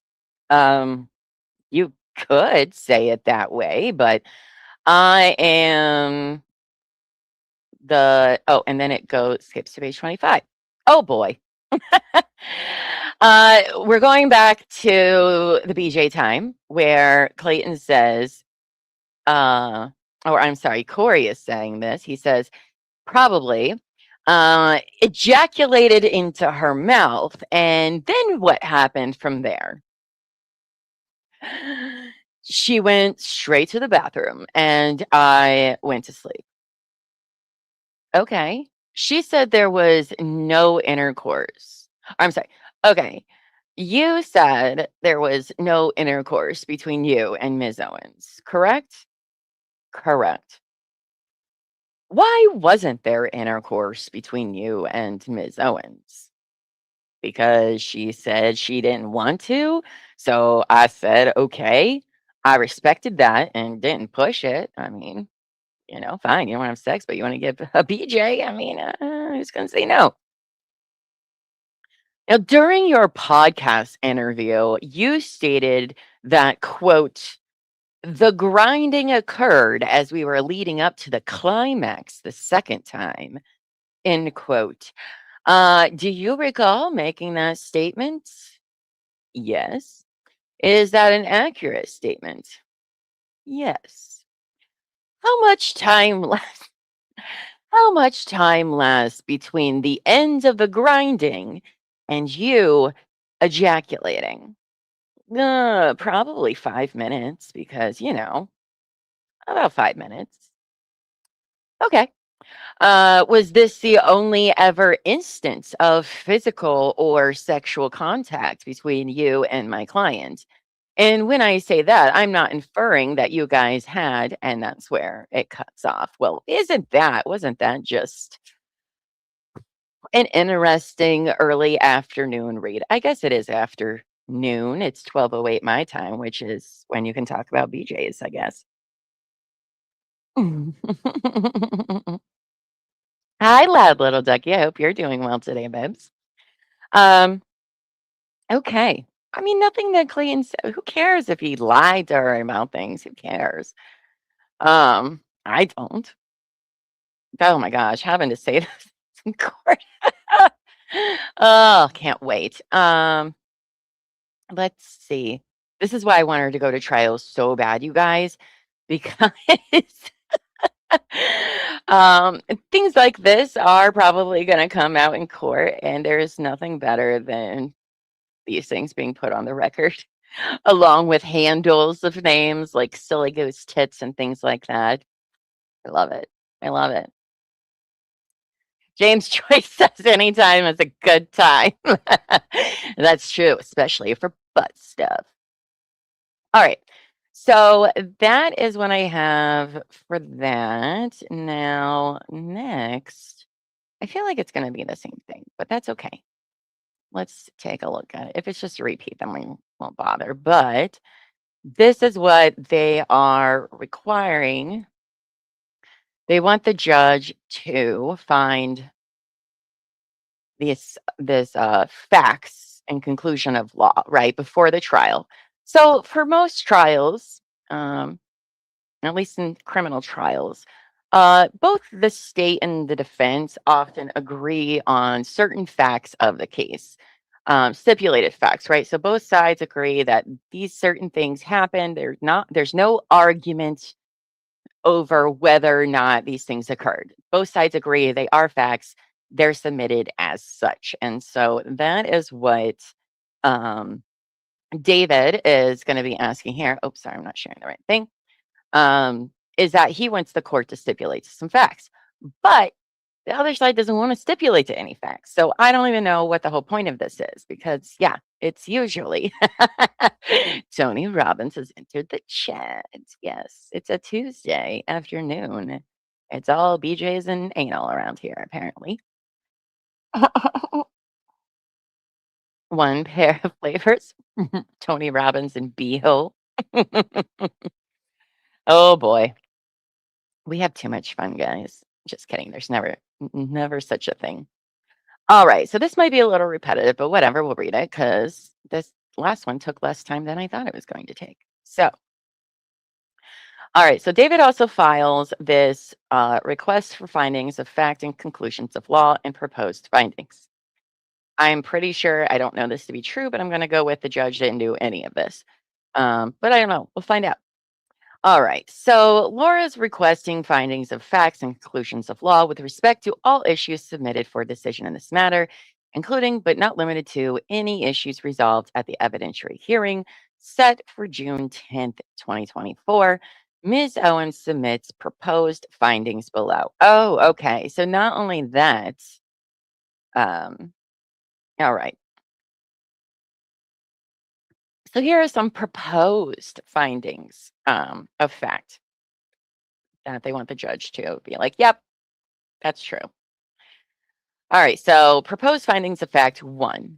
Laura Owens and Clayton Echard first met on May 17th, 2023, when Laura sent Clayton a message on LinkedIn to ask Clayton if he could help her locate some investment properties in Scottsdale. That's true.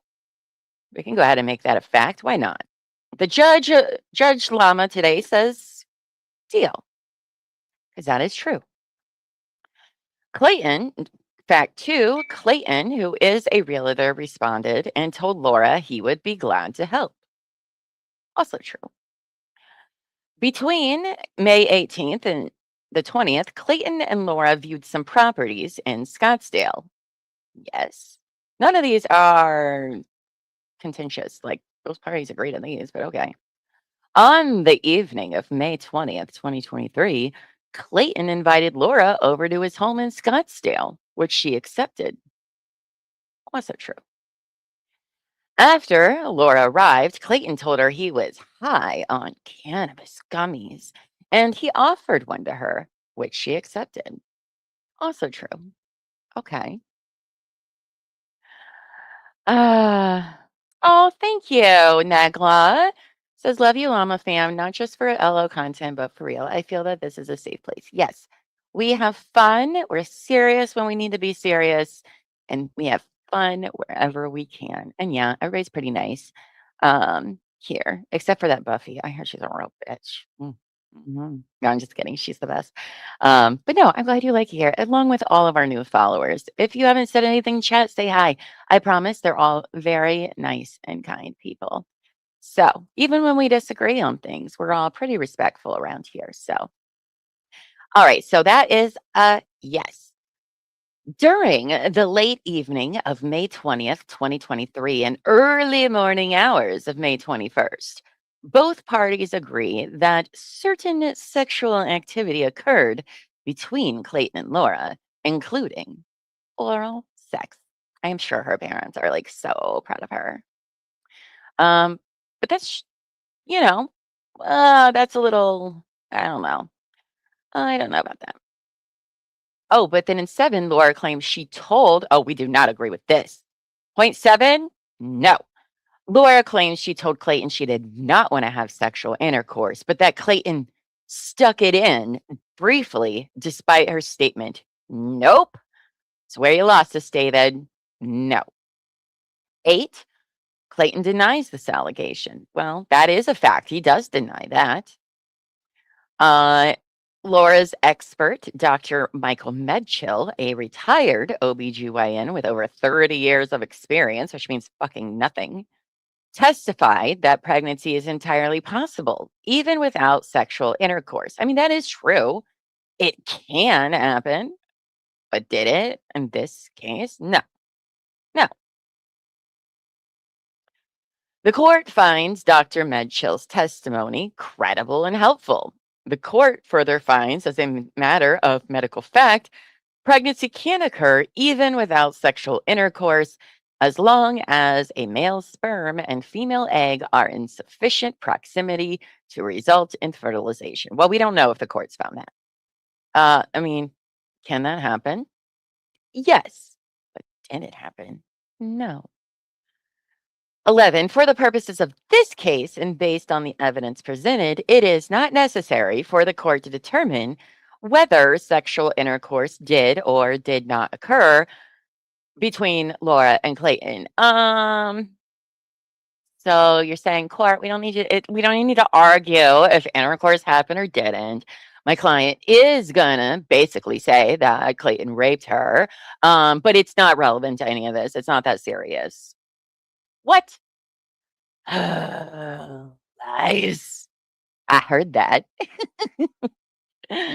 Yeah, lies, lies, lies. Mm-mm-mm. By Clayton's own admission, the other sexual contact between him and Laura was sufficient to result in pregnancy, even if sexual intercourse never occurred. Well, actually, we just read that Clayton actually said Well, I think it was on the outside of the body for like 4 hours, so it couldn't have happened. I believe that's what we just read. I don't think we read another part where he was like, "Yo, I know." And even if he did, it doesn't fucking matter. He's not a doctor, so okay. On May 24th, Laura asked Clayton to prepare written purchase offers for 2 properties. Laura wanted to purchase in Scottsdale. Um, one was located in Scottsdale. We already know all about that. That did happen. So, yes, finding a fact for 13. 14. Laura asked Clayton, as her realtor, to prepare these purchase offers and to submit them to the seller or the seller's agent. She did ask him to do that, and he was like, "You need to find somebody else." Okay, great. I know, barbecue queen, right? Like, sure, he is a 6'4" man. You tell me you confused his penis or a finger. The fuck you did, Laura. It's crazy to me that we know she's had sex before, and when she talks about it, you would think she is a 36-year-old virgin, quite frankly. Half-ass fashion. Hey, babes. Said it's just like what I heard in abstinence, only sex ed minus the hot tub and puppets tearing apart. It is what I heard in my 8th grade health class. They always dribble before they shoot. That's true. It's a very old saying. Let's see. So 15, Clayton prepared the purchase offers, which Laura signed on or around May 24th, but Clayton never submitted them to the seller or the seller's agent. I mean, that's true. That's fact. He says as much. Laura later asked Clayton whether he had heard anything from the seller in response to Laura's offer. She did. Fact. 17. Why is this fucking relevant, David? Because we got to brand Clayton a deceitful liar. Okay. The guy who apparently the Bachelor fans still hate because he was, quote, too honest. It's wild to me, but okay. All right. Let's see. Clayton falsely informed Laura that he had submitted the offers to the seller, which he knew was false at the time. That's true. But also, he constantly told her, "You need to go work with somebody else. I don't want to do this. I don't want to work with you anymore. I messed up." 17, Clayton falsely informed Laura that he had submitted the offers to the seller, which he knew was false at the time. I mean, that's a fact. He said as much. When asked, I mean, here's the thing, right? There is a huge difference between lying about a fucking contract for property than lying about human fucking life, okay? Big difference. All right? They are not the same level of lies, no matter how much they want to claim they are, at least for me anyway. When asked if he had received any response, Clayton told Laura that he had not, but he never told Laura the reason why no response had been received because the offers had never been submitted. Honestly, I don't remember this conversation to actually rule on that because that was, it feels like years ago when we covered the ADRE, and it was like literally a month and a half ago. But I don't remember to rule, so we'll just let that see. 19. Based on the undisputed evidence, the court finds, as a matter of fact, that Clayton made 2 knowingly false statements to Laura about the real estate purchase offers, and that these false statements were made to Laura before she told Clayton she had tested positive for pregnancy. Well, I mean, I guess that's true. I guess if we're doing 2, then that makes the last one true as well. So, all right, fine, we'll call it a fact. Doesn't mean anything. Who fucking cares?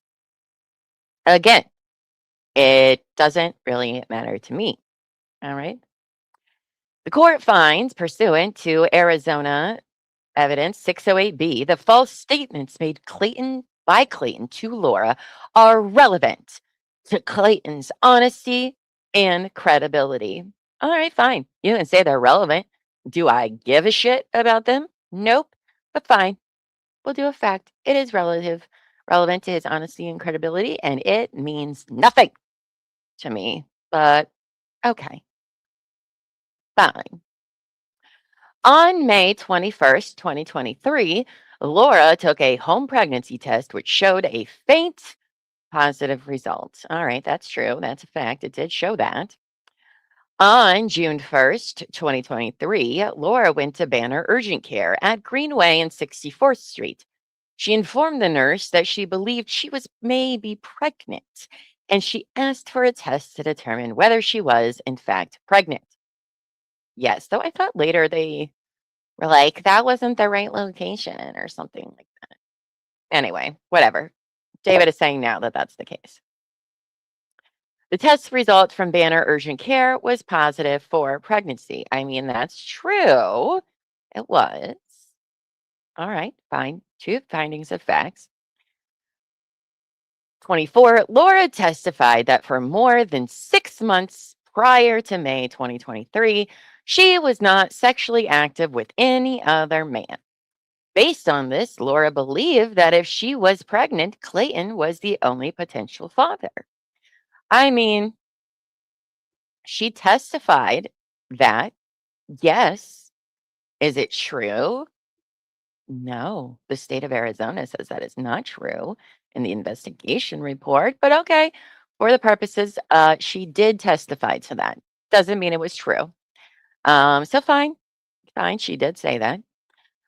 25, Laura's expert, Dr. Medchill, testified that a home pregnancy test can detect pregnancy 11 days after conception and that there is no medical basis to conclude that 11 days post conception was too soon for Laura to determine she was pregnant. I mean, apparently that's what he's going to testify to. So, okay, fine. I guess that's what he's going to say. What are you guys talking about over here? Doop, doop, doop, doop, doop. Exactly. Who gives a flying fuck? Prove it's twins or shut up. Ugh. April says, listening to the way her mother talked during the last bankruptcy questioning, I can see where Laura learned her behavior. Oh, yes. I haven't listened to that. Oh, maybe if we have more time, should we listen to it? Doesn't fit into the timeline. But I don't know. We'll see, because I might have to do a stream tonight, so I don't want this one to go too long. She wasn't sexually active. Bullshit, right? Okay. Okay. Where was I? My thoughts always reminds me of Rose's mom in Titanic. I saw that comment somewhere else. And I upvoted it. So that's interesting. But yes. Yes. Anyway, the court finds Dr. Medchill's testimony credible and helpful. The court further finds, as a matter of fact, a positive pregnancy test 11 days post conception is medically plausible and that the duration of this time period is not. Well, I don't know why I was doing that. It was like, we're done, Llama. You're done. My mouse must have been. Oh, farts. Where were we? Do. Oh my gosh. Okay. I was like, there's no way. Not that page. Nope. Nope. Nope. Wait. No. Okay, here we were. All right. And attached to, nope. Up another one. Look at me just messing everything up. Okay, here we were. 26. The court finds Dr. Medchill's testimony credible and helpful. I am not going to back that. We don't know. The court further finds, as a matter of fact, a positive pregnancy test 11 days post conception is medically plausible and that the duration of this time period is not impossibly short to allow for an accurate determination of pregnancy to occur. I mean, people that track their ovulation and stuff, which most women don't unless they're trying to get pregnant. I wouldn't think, oh, I'm supposed to start my period very soon. I'm going to take a pregnancy test now. Like, no one does that. Those are expensive. Sorry. Where were I? After she received multiple positive pregnancy tests, Laura tried to discuss the situation with Clayton to determine his intentions. She received 2 positive pregnancy tests. I guess we can call that multiple, but it's 2. But yes, she did try to discuss the situation with Clayton. So, yes. In response, Clayton was hostile and dismissive. I mean, yeah. Clayton claimed it was impossible for Laura to be pregnant because we never had sex, despite the fact that Clayton also admitted engaging in other sexual conduct, which was sufficient to create the possibility of pregnancy, as Clayton later admitted. Ugh.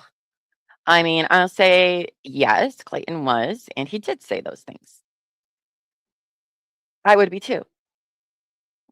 On June 19th, 2023, Clayton agreed to meet with Laura at his home in Scottsdale to discuss the situation. Yes. After Laura arrived at Clayton's home, he presented her with a home pregnancy test he had purchased. Clayton asked Laura to take the test immediately in front of him while he watched. That's also a fact. That's true. In response to Clayton's request, Laura took the test provided to her by Clayton in front of him while he watched. Well, you guys are even content. No, sorry, can't do that. Both sides are arguing whether or not that actually was done in front of him or not. 32, the test result was, listen, I think if she did it in front of him, he would have fucking said she did it in front of him. Clayton says no. She was too shy to pee, which sounds a lot like Laura. Ugh. Okay. In response to, oh, right, I'm sorry. 2 days later, on June 21st, 2023, Clayton sent Laura an email entitled Something to Consider. In this email, Clayton made the following statement, among others. Even after seeing a positive pregnancy test, I still had doubts in my head. Something was telling me to look deeper into things. So I did and came up with a theory that could potentially be realistic. Considering you only performed oral sex on me and no vaginal penetration occurred, the chances of you being pregnant seem considerably low. Although, again, maybe rubbing up against one another allow the sperm to make its way inside you. But it's a very low probability. Nonetheless, it is one. Well, we will say that is a fact. Clayton did send that in an email and did know that. Oh, are we doing jewels? And see, those don't pop up on my StreamYard. But thank you, whoever sent jewels. That's why I always try to remember to bring up the chat. I forget because that's the only way I can see them. Hmm, that makes me sad. Attaching to the something to consider email were 2 photos of home pregnancy test. One photo was labeled day 11, which reflects the test Laura took on May 31st. And the second one was labeled day 21, which referred to the test Laura took in front of Clayton on June 19th, 2023. In the, well, I mean, yeah, I guess that's true. That is what was said. In the something to consider email, Clayton stated, something else I found interesting was the first test you sent me on day 11 and the test you took on day 21 with me looked identical as far as the test line goes. Which he did say that. And I will say, it probably should have been a little bit darker. Listen, I was only, last time I was, I don't know, what, 5, 6 weeks along when I took a pregnancy test. That shit turned dark so fucking quick. It wasn't even, I didn't even have really time to put on the little cap.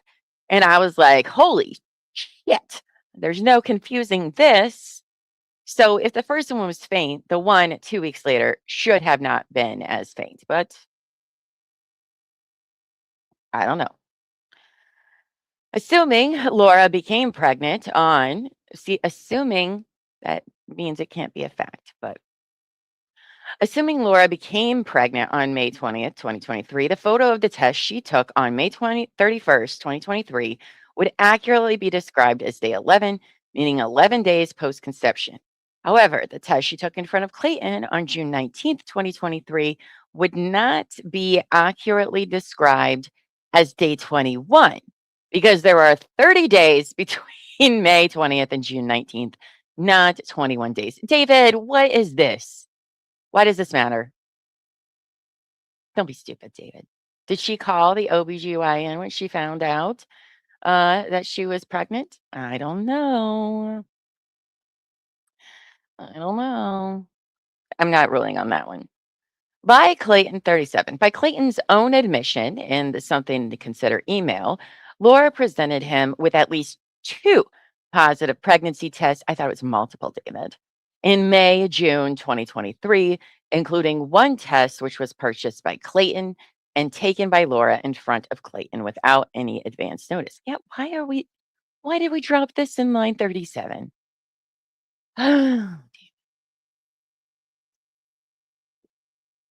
38.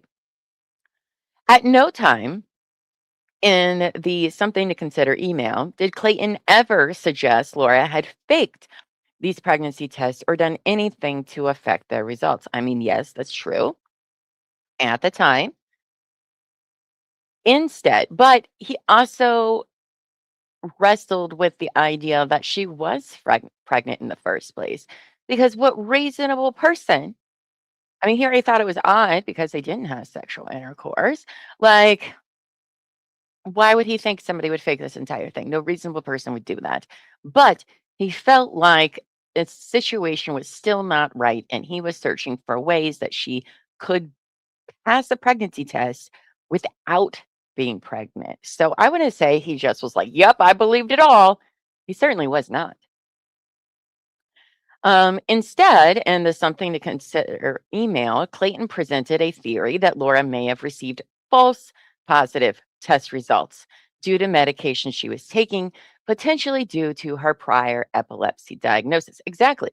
He's literally saying, I don't think you're pregnant. That's what that is. So,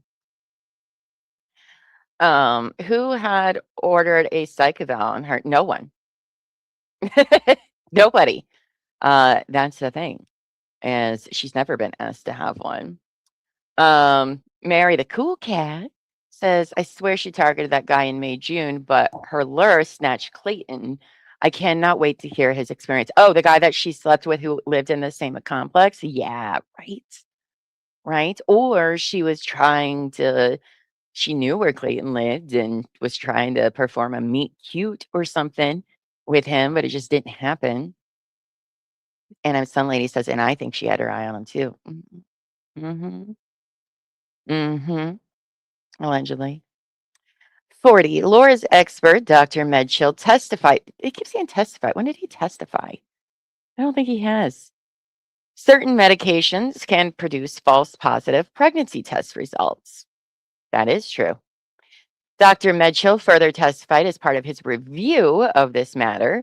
He requested and received copies of approximately 200 pages of Laura's medical records from Barrow Neurological Institute in Phoenix, all of which were previously disclosed to Clayton's counsel. But nobody cares about those medical records.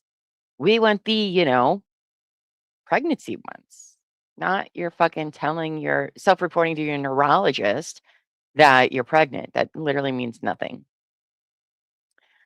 Dr. Medchill testified Laura's medical records from Barrow contain summaries of all of Laura's reported medications, and none of these medications would cause a false positive home pregnancy test. Laura testified that on November 14th, 2023, she sought OBGYN services from a facility called MomDoc to determine whether she was still pregnant. At that appointment, Laura was given 2 pregnancy tests, both of which were negative. David, I can't even. Yeah, she did go there. She was not pregnant. But again, this is her first, literally, of the first OBGYN appointment she makes when she would have been over 5 to 6 months pregnant at this point. A high risk pregnancy with twins. And this is her first OBGYN appointment. Sure. Sure, David. But yeah, I mean, she did go there then.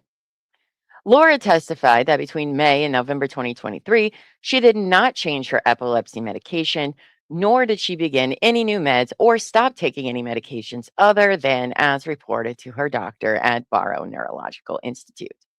Well, I mean, I stopped taking the Motrition when I got pregnant because of what my doctor said. And yes, it's your personal choice, right? You got to weigh the pros and cons. But I too took that. And guess what? That can have problems. So I'm just saying, you know who would have told you that? Your fucking OBGYN. And they would have been like, you need to call and talk to that doctor and work it out. That's what happened with me. Actually, as a matter of fact, my psych doctor uh, was like, you need to talk to the OBGYN, talk to them, come back and talk to me. And but she immediately was like, so yeah, you should probably go off this. You do what you need, right? You got to weigh the pros and cons. But I did because it could cause problems. But what does Laura care?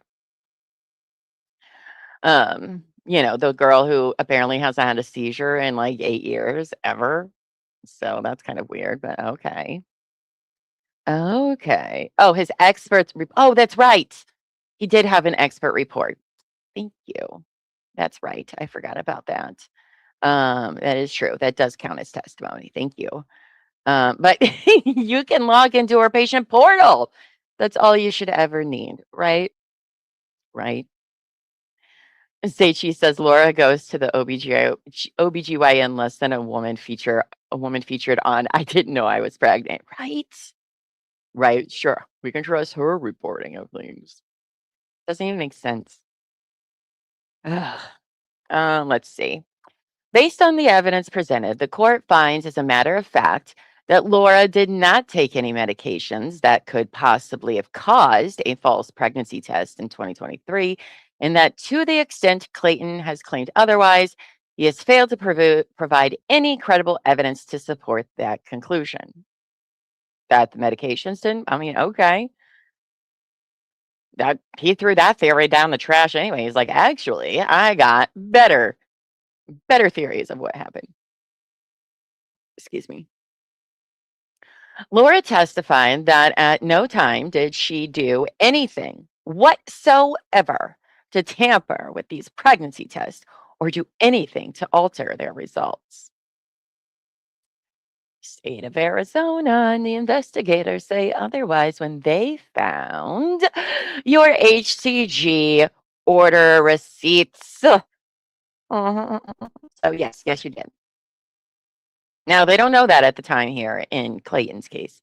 That only comes out later that he and his team were right about the HCG injections. But I think that, yeah, the court, it wasn't actually like confirmed until the state got involved in her felony stuff. So, Laura's expert, Dr. Medchill, testified home pregnancy tests are generally accepted to be scientifically accurate and reliable indicators of pregnancy with an accuracy rate of 98 to 99% when used as instructed. That is true. All right. That is very true. And it's very hard to get a false positive on those. But, you know, yeah, they're like, did you pee on a stick? And you're like, yeah, but that doesn't confirm medically that you are pregnant. The court finds Dr. Medchill's testimony credible and helpful.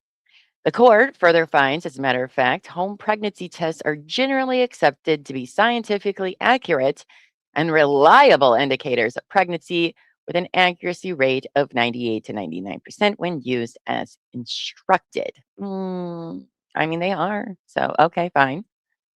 The court finds that to the extent Clayton claims the two home pregnancy tests referred in the something to consider emails were either faked or otherwise tampered with in some manner, Clayton has failed to provide any credible evidence to support this conclusion. Well, I don't know about that. Hi, Rob.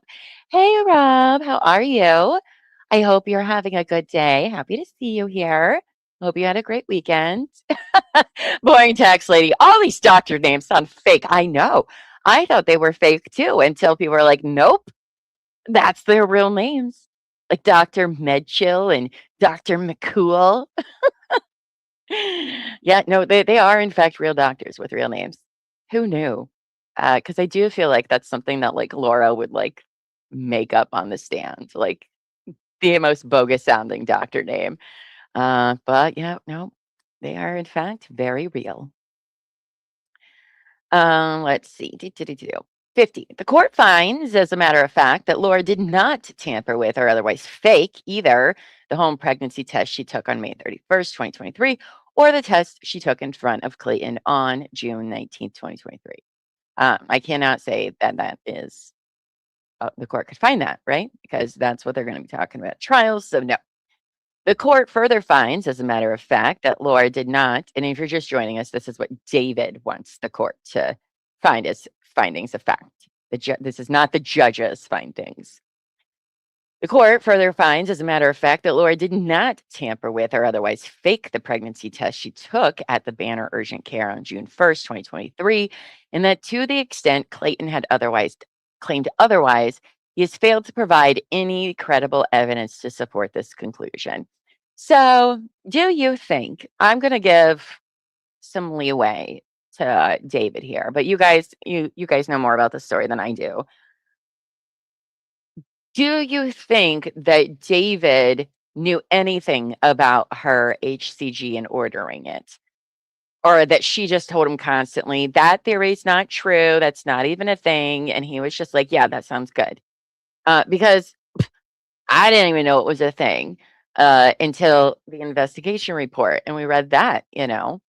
So, do you think he was just like, "What? No one would do that." Like, that he was honestly, ignorant of that? Because I kind of think that he was, because I don't believe Laura tells the truth about anything to anybody, um, until she's, like, super found out about it, and even then, she still denies it, so I don't know. I don't think he I think he took Laura's word for it that HCG, no, I don't even know what that means. Why would I do that? Blah, blah, blah. Um, Lady in Gray says, I think David was willfully blind and deaf. I mean, granted, a lot of lawyers are, right? A lot of lawyers will be like, tell me some things probably don't tell me, right? Because if you're going to trial, right? Anyway, I don't think David believed that HCG injections were even possibly a thing that Laura was doing. Of all the things, I don't know about that one. David is not unintelligent, but I mean, his if his client's also telling him, "No, I didn't do that. Where's the proof?" I mean, I don't know. I just wondered if he had said anything or what you guys know that I don't know yet. So we'll see. We'll see what he knows and doesn't know. I mean, we got, his bar stuff to read as well in the future, all of that stuff. So Laura testified that on July 23rd, 2023, she experienced bleeding and passed two small fleshy objects that were much smaller than any hand, but did not go to the emergency room or a doctor or anything like that. Um, she was just like, oh, it's fine. But apparently that's when she miscarried or she's still pregnant because she doesn't do anything till months later because that's what all women who miscarry do. Shut up, Laura. No, I don't believe it. Don't believe it one sense. That's not how any of that works based on my own experience. Believing that she might have miscarried, Laura testified she took photos of the object she passed and sought medical advice from a telehealth provider, as a woman does when they're having a miscarriage of twins, Laura. That's right. That's what we all do. Shut up. No. CLT says, I don't think he knew that, but he did know more than he let on. I think that part, I do think there's things he's like, yeah, no, that's, we're going to argue things a different way. um, Say says, I think DG may have originally been swayed by the positive pregnancy stick test. I mean, listen, these are men, okay, who don't know much about the experience, particularly David too. I don't believe him and his wife ever had children. So, you kind of only think like what you know when you haven't been through something like that. So, I mean, but I think that he did, in fact, know that she was lying about a lot of things. But I do think that the HCG, I don't know if he would have saw that coming. He was warned of her pattern. That's true. Oh boy, did Woodnick try to warn him. He was like, nope. Um, oh, hi, Elizabeth. Says this is the worst part. She claimed to be 24 weeks at that point. My nephew, now a healthy 3-year-old, was born at 26 weeks.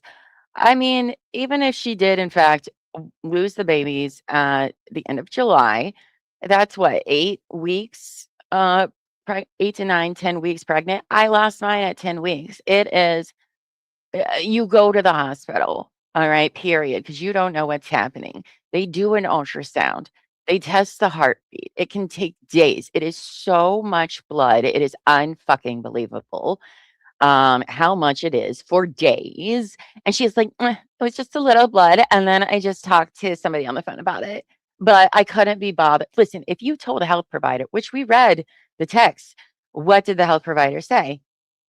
Go to the hospital. And she didn't. Nobody's doing that. Nobody would have that happen to them and not go. Um, so I don't know. In response, the telehealth provider informed her it was hard to tell whether she miscarried and that she should continue to monitor the situation and seek further care as needed. That is not, no. They were like, you need to fucking go to the hospital.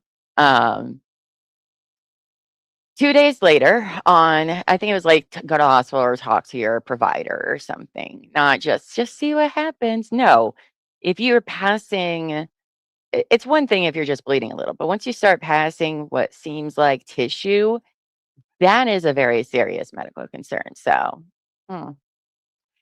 2 days later, on July 25th, Laura took another home pregnancy test in order to determine whether she was still pregnant. And that test was positive. And that's all she needed, which is crazy. On August 1st, 2023, Laura took another home pregnancy test. That test was also positive. So why go to the doctor to see if my babies are okay?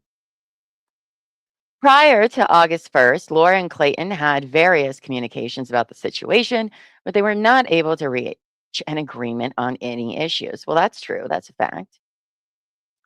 After May 20th, 2023, Laura stopped having her normal menstrual period. Her period did not resume until November 2023. We can't say that to be true. So that's just what her self-reporting. That doesn't mean it's a fact. Between May 20th and November 2023, Laura gained weight and experienced significant swelling in her abdomen. Man, I wish her mom would have gotten on the stand because I have so many questions. That is how I've determined her mom fucking knows everything that was going on. Because if that was my mom and that happened in July, I'd be like, bitch, I don't care what you want. We're going to the hospital now. Don't care. I don't care if you're a grown ass woman. I'm dragging you by your hair to go. My mom would. She would drive 2 hours up here and be like, no, we're going. So I want to hear what Jan's excuses are about all of these pregnancies and her active involvement in this. Because I mean, like, I am 40. I don't tell my mom all of the things, but when it came to like my mom was the first person I called when I was on the way to the hospital. So is she just not telling her mom who literally lives like 10 feet away what's going on? No, no mom would do that. Anyway, between May 20th and early November, Laura testified she felt like she was pregnant. Okay. Well, I guess we'll call that a fact. She did say she felt like she was pregnant. Doesn't mean she was. Laura filed an establishment petition on August 1st, 2023. At that time, Laura had a reasonable factual basis to believe she might be pregnant and that Clayton may be the father. But she passed stuff a few days before and didn't bother to go to the doctor. But she's like, I think I am. Dated. None of this makes sense. At the time Laura filed the case, she was not represented by counsel. At first, at the time he first appeared in this case, Clayton was not represented by counsel. Both of those things were true. In August 2023, Laura asked Clayton to agree to a DNA test to be performed by a company called Ravgen. Clayton initially told Laura he would participate in this test, but didn't Clayton find Ravgen first? I believe they did. July 23rd never came up until Gingras was on board. It's so wild because, those things are so easy to forget, right? No, they're not. They're not easy to forget at all. Lady in Gray says David maintained plausible deniability that protects him in court. Well, it only helps so much. Mary, the cool cat, says David G knew exactly what she was doing. But in his blog post, he asserted all she needed to do was believe she was pregnant. He stupidly argued about Woodnick's hand size reference. What? I must have missed this Woodnick's hand size thing. Or does that come in the trial? Oh boy. Oh boy. Negla says, who is providing medical care during this time? That shouldn't drag, right? Nobody. Nobody was providing her OBGYN care with her pregnancy at all. So that's very interesting. Savage says, for fuck's sake, at this point, I could be pregnant and Clayton could be the father, right? Oh. Vill says, I think he was willfully blind because even her previous lawyer filed a motion of candor, which we'll be reading on Thursday, and the entire internet was telling him Laura was lying. Yeah, and he did not want to lose face to the internet at all. At all. Hi, so Danny goes, hello, thank you for being here. Says, has Lo or DG ever attempted to explain the 7th-month pregnancy bump that she has in multiple court appearances? Not that I know of. Probably wouldn't say anything since she got these felony charges for sure. But no, probably not. Because remember, she was like, well, I thought I was still pregnant, though, even if it was not viable. But it's like, that's not how any of that works. Let me tell you what, when I lost that baby, the first thing to go were my boobs within like 2 days. They were the first to go. And I was like, well, that's just the worst. Like, what do you mean? Not only is this horrible thing going, but now my boobies are going away. And it's just awful. Your body starts going back to normal pretty immediately. So I don't know. Dana says, said before, you lost my son at 24 weeks. Oh, with cancer illness. I'm so sorry, Dana. I'm so sorry about that. Birth and death certificates, baby casket named, full funeral, obit, and burial. Her stories don't track. Exactly. Exactly. And they wonder why there's so many, particularly women, who fucking hate Laura's guts because so many of us have actually had to pay um, those prices of losing kids, whether, miscarriage, stillborn, even after the fact. And she just uses it to flaunt whenever she needs it for convenience. And it's disgusting. Um, Disgusting. Because I'm all about for a woman's right to choose. Like, that's fine. She gets pregnant, she doesn't want to keep it, fine. But what you don't do is you don't use it to manipulate people, going back and forth, then pulling this whole, oh no, I miscarried and blah blah. And none of that is how it works. I have yet to hear anybody's story of them losing a baby that sounds anything remotely like what she's claimed several times. Or not. I mean, based on my own experiences and those that, chat, we've bonded a lot over it. Oh, I'm sure, Dana, I'm sure Lo's triggering. She's triggering for me too. But I will say this, I will thank Lo because she did make me have to talk about my miscarriage more. And it has been a healing experience to discuss it with all of you. So I'll give her that. I will give her that credit. So thanks for being a dumbass, Laura. So we can all do that. But yeah, it makes me so Mad. So mad. Could she really have carried that weight with her frame? Maybe. So when I got pregnant with my son, who's now 14, I weighed like, I don't know, 112. I was very, very skinny. And then by the time for delivery, I was small like she was. She's like an inch shorter than me. So I think our sizes were very similar, right? And then when I had him at 9 months, I weighed in at like 147, 149. So, but that was months of, so first I put on about 10 to 15 pounds like that with him, which I think was my body's way of being like, all right, girl, we don't have much going on. So we need to pack on some weight for nutrients and all that. But I didn't, you know, gain like 40 pounds in 2 months. It took a whole 9 months. Now, this last pregnancy, oh my God, I gained so much weight so quickly. I was pregnant for 10 weeks, not even that long. And I gained about like 30 to 40 pounds. That did not go away. But also, I was 40, so, or 39. So, my body was not as young and resilient as it was with my son there. So, but we do. We do. Thank you guys. You guys are so sweet. But yeah, that's what pisses me off about her case. I will go on rants about her and all this bullshit. And then, you know, all the women who out there who struggle with fertility issues, it's a fucking slap in the face. All the men who have expected to have a child, they grieve too. And she just acts like none of these guys are gonna care about anything. Like, it's appalling the way she is about this, and she wonders why everybody hates her. This is why, because a horrible person. Anyway, where were we? Okay, so then on August 18th, Laura contacted Ravgen to cancel the test on the basis that Clayton had refused to participate in the test.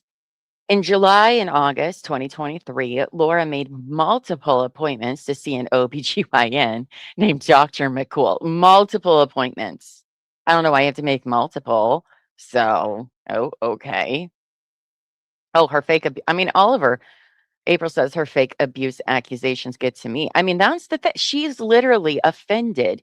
Pick a subject that she's claimed all of the subjects. And has offended literally every single person who's experienced any of those things with her bullshit. They're all infuriating. She's like, I don't understand why the internet hates me. They're just out to get me. Well, come on.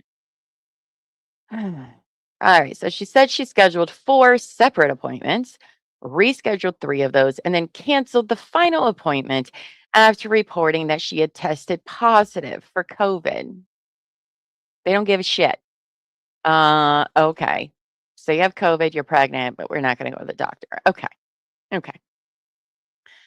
Dr. McCool's office has produced 44 pages of records confirming that Laura contacted the office, excuse me, multiple times, scheduled numerous appointments, and provided the office with other records relating to her pregnancy.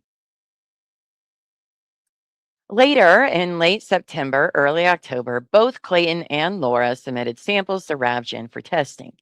A representative from Ravgen later informed both parties the initial tests were inconclusive because there was little to no fetal DNA found, and therefore there was sufficient information available for Ravgen to reach a conclusive result that either included or excluded Clayton as the father. I mean, they couldn't if she wasn't pregnant. So, ugh. On October 16th, 2023, Laura had a blood test done, which showed an HCG level of 102. David, don't you think it's weird? Did she have COVID for 2.5 months? Don't you think it's weird she didn't reschedule any appointments with an OBGYN for 2.5 months? 3 months? When she didn't have COVID? What are her excuses for then, David? God, David. Hi, Ivy. Happy to see you here. Rob says, quick question. If they both submitted samples, couldn't just one of them do it because they had both Just thinking backwards, I don't know. I don't know. That's a good question. I wouldn't think so because they definitely need hers to do. So I think they still need both. Elizabeth says fake cancer as well. She's just like, yes, yes. Pisses me off so much. The records would be her hot pee test, I guess. Right? Literally means nothing. Nothing to me. All right. According to the testimony of Dr. Medchill, we get to see him on the stand Friday when we watch the paternity trial, right, guys? I hope so. Because I hope somebody asks him, in your opinion, doctor, does somebody not reschedule an OBGYN appointment for 2.5 months? How often do you see that? And I bet you it's small. So, what is this document? Oh, this is Laura's side talking about this is finding of facts they want the court to find before we do the paternity trial on Friday. So today is Laura's side's arguments on things. Thursday will be Clayton's side and everything. And then it's Fukong trial time on Friday. Um, so we're very excited about that. Exactly. Eventually you need a fetal heartbeat. Exactly. It's Catherine. Hi, babes. Hi. Hope you're doing well. I miss you. Who would fake cancer? Well, some people would. Lots of people do. It's so weird. I don't understand how you have to do that, but I'm not that kind of person. So what do I know? Okay, according to that testimony of Dr. Medchill, an HCG level of 102 is strong proof of pregnancy, but at this stage, it is indicative of a non viable pregnancy, meaning a pregnancy that was unlikely to result in the birth of a healthy child, or alternatively, a pregnancy that was likely to end with a miscarriage. Or, though Dr. Medchill, she could just have gotten pregnant again. We don't know. A woman who is currently carrying a non viable pregnancy is still, by definition, pregnant. Are they? To whose definition? Because to me, no, I was not pregnant. Uh-uh. As soon as that heartbeat is gone and it's working its way out of your cervix, I can tell you, because you're grieving that you're not pregnant anymore. But sure, if you're going to say that person's still pregnant, fine, but they're not. They're not. So, according to the testimony of Dr. Medchill, HCG in a woman's blood is typically evidence that the woman is or recently was pregnant. But can Dr. Medchill rule out that she's just not pregnant again? I don't know. HCG in a woman's blood can also come from other unrelated medical conditions, such as tumors and certain types of medication, but there is no evidence to show that the HCG in Laura's blood was the result of anything other than pregnancy. Well, that's because she doesn't have another testing done. On November 14th, 2023, Laura had a gynecological visit with a provider at MomDoc, an OBGYN service provider, because now she does. At that time, Laura was given 2 pregnancy tests, both of which were negative. This means Laura was no longer pregnant as of mid-November 2023. But see, here's the thing, right? If she's already passed, which she when did this happen, right? I mean, once you pass the baby, like, yeah, the level is going to lower in your bloodstream. But, like, that doesn't mean you're still pregnant because you already passed the like, just makes sense, that definition. I don't know. I'm not a doctor. But anywho, right. Who doesn't want to hear the heartbeat and get those first ultrasound pics for your babies you're keeping? And who casually say, I don't know. Yeah. I mean, I'll say the most disappointing part was we lost the baby literally 1 week before we were supposed to have our first ultrasound. And that's why oh my God, when I read what she did to Stormy, mm-mm. Makes me so angry. So angry. Oh, where are we? Okay, so according to Dr. Medchill, the facts and evidence in this case suggests that Laura became pregnant on May 20th, 2023, that her pregnancy progressed for some period of time, and that the pregnancy ended with a spontaneous abortion, or SAB, which means miscarriage, at some point in or around late October or early November 2023, or possibly sooner. What does Dr. Medchill say about July 23rd? What about that? When she passed those six. Stupid. According to Dr. Medchill, although some miscarriages end with a woman expelling tissue from her body, this is not always the case, which is true. And it is not uncommon for a woman to have a miscarriage in which the fetus and other tissue, the placenta, remain inside the mother's body and are absorbed into her body. But I believe that's only the first few weeks, if that's even possible. She would have been 8 to 9 weeks. That's not happening. It's just not happening. The unique facts and circumstances of this case make it impossible to determine when precisely Laura's pregnancy ended via SAB, except to say this happened sometime prior to November 14th, 2023. And why is that, David? Because your client couldn't be bothered to actually go to a fucking doctor to get an ultrasound done. Even though then she claims she went to Planned Parenthood. Notice how they haven't brought up Planned Parenthood. When was that supposed to be? July 7th? Not bringing that up. That's interesting. According to Dr. Medchill, the facts of this case do not support a claim that Laura was required to file a death certificate under Arizona law. This is due to the fact that in Arizona, a death certificate is required if the gestational age at the time of fetal death occurs after 20 weeks. She said in her stupid hearing with her freaking moon bump that she was, what, 24 weeks or something? 20 weeks estimated gestational age, or weighs more than 350 grams, about 3/4 pound.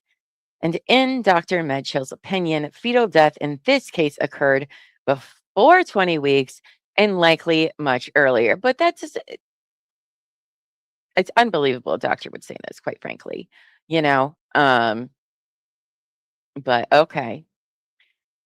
The court finds Dr. Medchill's testimony credible and helpful. Again, this is them asking the court. The court is not finding this.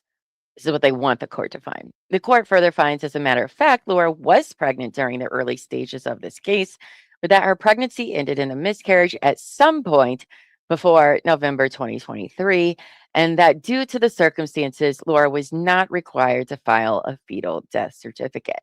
Again, where are all of those ultrasounds? Where are they? Because they're gonna do one in October when she went in there, apparently said, "Oh, I was pregnant. Let's do a blood test." And it was 102. They're going to at least ask, like, hey, we should probably do an ultrasound to make sure everything that needed to get out does get out. What should you do? Say no? Why would anybody say no? Due to the unique circumstances of this case, Laura being a liar that lies, the court finds, as a matter of fact, that it is impossible to determine the exact date that Laura's pregnancy ended, but that this determination is not necessary to resolve any issues in this case. Right. Okay. According to the docket in this case, of which the court may take judicial notice, Laura filed no further pleadings in this action before she learned that she was no longer pregnant in or around early November 2023, until such time as Mr. Echard retained counsel, who first appeared in this case on December 12th, 2023. On December 22nd, Laura retained counsel to represent her in this matter, and on December 28th, she filed a motion seeking to voluntarily dismiss this case with prejudice. On January 2nd, Laura's motion for voluntary dismissal was filed. Clayton, through counsel, filed a motion for Rule 26. I knew it was coming back, you guys. He could not go this long without saying it. There's no way. That motion was later withdrawn, and as of the date of trial in this matter, there are no other pending motions for sanctions. But I'm going to talk about Rule 26 nonstop all the time. Boots says October was a self-pay lab. They didn't provide care. Oh, okay. I don't remember how everybody remembers all the details is amazing to me. I do my best, but the Lego characters of me and Buffy are adorable, aren't they? We've been covering, we started covering the BAM Bricks and Minifigs case. So we had to make ourselves little Legos. Minnie says, Google says one absorbed twin is rare but possible, but both vanishing or being absorbed is statistically unlikely. Great. Great. Rule 26, take a sip. Let's see. Oh, hi, Liz. Happy to see you. Another one of our overseas friends making dinner as usual. Hope you're doing well today, Liz. All right, proposed conclusions of law. Oh my goodness. The court finds as a matter of law that the establishment petition filed by Laura on August 1st, 2023 is moot. You knew he was going to put moot and 26 in here somewhere. As the result of her miscarriage, which occurred at an unknown time prior to November 14th, 2023. I don't think it is, though. Laura is no longer pregnant, and there are no other issues of paternity for the court to decide. Accordingly, Laura's petition is hereby dismissed as moot. It's not.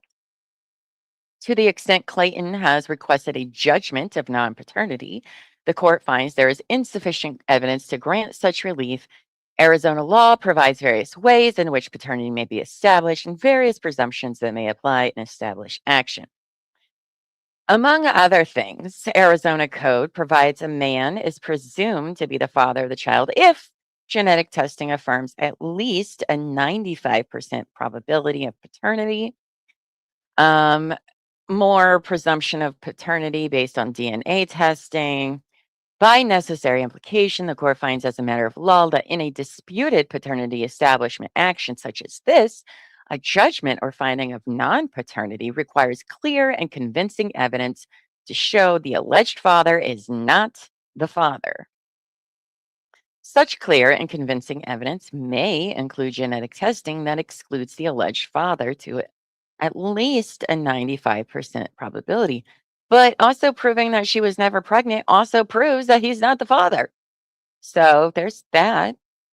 Here, although DNA testing was performed, the results of those tests were inconclusive, meaning Clayton was neither proven to be genetically included as the potential father, nor was he proved to be excluded as the potential father.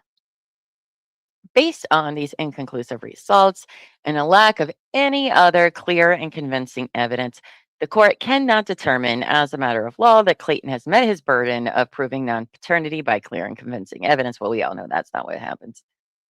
Clayton's request for judgment of non-paternity is denied to the extent Clayton has asked the court to find that Laura lied about being pregnant, or that she made the whole thing up, or that she filed this action with any improper motives beyond establishing paternity. The court finds those allegations implicate civil claims and civil causes of action such as defamation, abuse of process, and or malicious prosecution, for which both parties would have a constitutional right to trial by jury. Well, David, it was not the civil court this goes to next. It is the very much criminal one where, who knows? We'll find out very soon whether she takes a plea deal or the jury will in fact decide her fate there. So you were kind of close on that one. It didn't go civil. It definitely went to criminal. Or as Reckless Benz likes to say, criminal crimes. The court finds as a matter of law and pursuant to Arizona code that it lacks subject matter jurisdiction to adjudicate civil claims and causes of action between the parties other than matters of paternity. The court further finds as a matter of law that Laura did not engage in any unreasonable litigation conduct in this matter. Okay.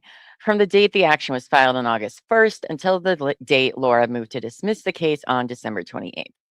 The court further finds, as a matter of law, that to the extent Clayton incurred attorney's fees on or after December 28th, those fees were incurred solely because Clayton objected to Laura's request to dismiss this action, and to the extent Clayton continued to incur fees after December 28th, those fees were not caused by any unreasonable litigation position taken by Laura, which is so funny for David to fucking say because we watched those numbers rising every day. Oh, I forgot to put that together today of Clayton's costs. I'll be sure to do that on Thursday. I knew I was forgetting to do something.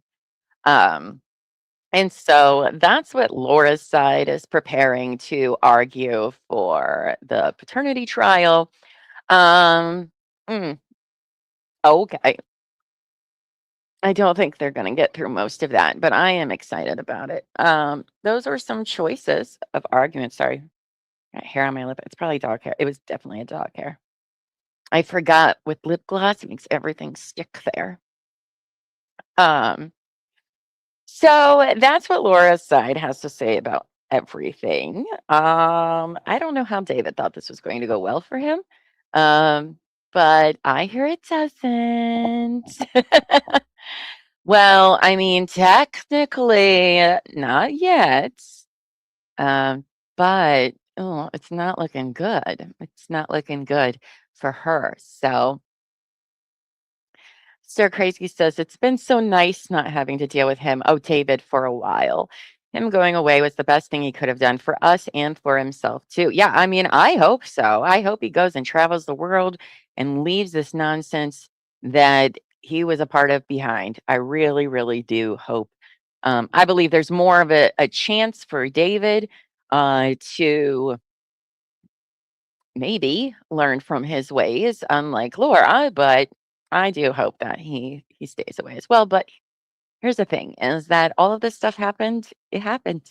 And people are still gonna have to talk about it. And that's why you should really think about these things. So because don't worry, after the paternity trial on Friday, we have lots of David does not go away in the storyline. If you are not familiar where this story goes next, oh boy, it doesn't stop. It never stops. So my Elizabeth says, my mom and I always quote Friends when someone says moot. It's a moo point. A cow's opinion. It means nothing. Same, same. Well, that is all I got for you guys today. Like I said, I am doing a bunch of BAM Bricks and Minifigs coverage this week. I might do it tonight. I don't know. I gotta wait till Elbow Fee gets home to see what plans are for this evening. But you're gonna see me a lot this week, both for Laura and covering the BAM saga. If you do not know what I'm talking about, all right, go to our BAM playlist. We have a Laura Owens playlist too, if you're just finding us for Laura Owens, because we've been at this for months. But we also have the BAM playlist. There's 2 videos. Go get caught up while you're waiting to see if I come back around tonight, which also make sure, if you haven't, to like, subscribe, hit the notification bell so you don't miss if and when I do go live at different times than you're expecting. But go get caught up on that craziness, guys. If you thought this case was all complex with all the different webs, so is this one. So is this one. And it's not going away anytime soon. We got civil court shenanigans. We got criminal court shenanigans. Oh God, I hope Ben gets a fucking lawyer for his civil cases soon because that guy. We got alleged corporate corruption, alleged, well, I saw it with my own fucking eyes, but we haven't got to all the body cam stuff. But we got alleged police department corruption. We got alleged Mormon mafia in that story. It is insane how deep it goes. And right now we're preparing for Ben's TRO civil hearing next Tuesday. It's an evidentiary hearing. So we're tackling that part first. And then we're breaking it down kind of in general sections, right? So, like, we'll do that. Then we'll get into the criminal charges and the police department scrutiny. Because, oh boy, you guys, it's bad. It is bad, bad, bad. And then we'll get into the company, the Bricks and Minifigs company, and their history with franchises and other businesses. We'll get into the Mormonism connection of it all. There's so many different uh, things to cover and talk about in the case that just keeps going. We have tons of interviews we still need to watch because these people on all sides did not shut the fuck up and went on the internet, which is great for us, but bad for them. They need to stop doing that. But we got lots of stuff to be covering. Oh no, Ben is not coming out of this unscathed. That is very true. Some of those criminal charges are going to be a little hard to beat. Civil, I don't know, but we'll see. And he does need a lawyer ASAP. So we'll see. We'll see what happens. But it's not going away anytime soon. So please go catch up with that. You do not want to get behind. It's it's amazing. Buffy and I are obsessed with it, if you can't tell. And look at all of our cute Lego stuff. The video he and Laura did at Christmas time was insane. Oh, I can't wait to see that too. So we don't- so Mary says she showed up with her absurd theater moon bump on October 24th and 25th, and later asserted she miscarried in October. But after reading Reddit posts, she changed the date to July. Right? It doesn't make any sense, Laura. Why does the internet think I'm lying all the time? Why are they so mean to me? Because you're a liar who lies. Ugh. I don't know how you do it all. I don't either. I don't either, but I'm here because it's fun. I mean, this really is kind of like the funnest job in like the world. I get to sit here. I get to hang out with all my besties. I get to, talk some shit, which I do love doing, and piss off people like Laura. So that's always great. But yeah, Ben is definitely reckless. He lives up to his name. So go watch that. For Laura Owens, I will be back on Thursday, 10 a.m. for sure. And then I'll be doing BAM stuff in between, but I just don't know when those times are yet. So I'm on fire. Dude, our last video for that is doing like so well. It's crazy. People are really into the case. And the sad part is it kind of does seem like not as many people are covering it anymore. Or we're late to the party, right? I said we were very late to the party because my life decided to like take a huge shit at the beginning of the month, and then we had fundraiser and all that, so we were a little late to the party. But like I told the BBB community, that's the Brick by Brick community. They're the equivalent of JFC in the storyline. But like I told them, like you need all eyes on this and to be as persistent as possible. Raise a lot of money because it's going to be wild. Ben calling himself reckless is more true than Ron calling himself the voice of reason, right? Mary says, thank you for your readings of the low filings. It's been 3 years and they are as absurd today in 2026 as they were in 2023, right? And now we know about all the charges she gets, so it's kind of funner, but I am sure. Rob says, did you say liar, liar? My JJ on fire. No, but did you see this, Rob? For anybody that wasn't around at the beginning of the stream that's still sticking around, if you didn't see the news, yeah, Laura copy striked her channel on Sunday for playing her outtakes. She didn't like it, even though she has no rights to them. So we'll be fighting it. But in case you weren't around this morning, guys, that was a gift that keeps on giving. I was going to use it as my background, but I could not get the words to like fit.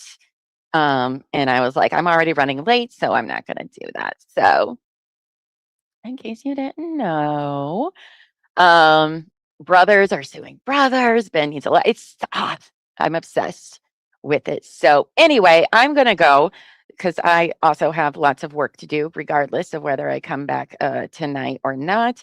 So I want to thank you all for being here with me today. Mormon extremism is your special interest. Well, girl, if you don't know what I'm talking about, then you need to get on it. All right, go watch the stuff. And everybody change your profile pics to Legos. Everybody be like April, who has a cute, just go to chat GPT and be like, make me look like a Lego person. Anyway, all right, friends. CLT says Susan Company should, they absolutely do. There's no grounds to anything. She just wants to bully a small channel, in my opinion, because she's pissed about it. I don't care. Do it. Like, okay. What, you think we're going to back down from you? Nah, no. Just because we're a small channel does not mean we're not fierce. So it is not our first time dealing with a crazy person.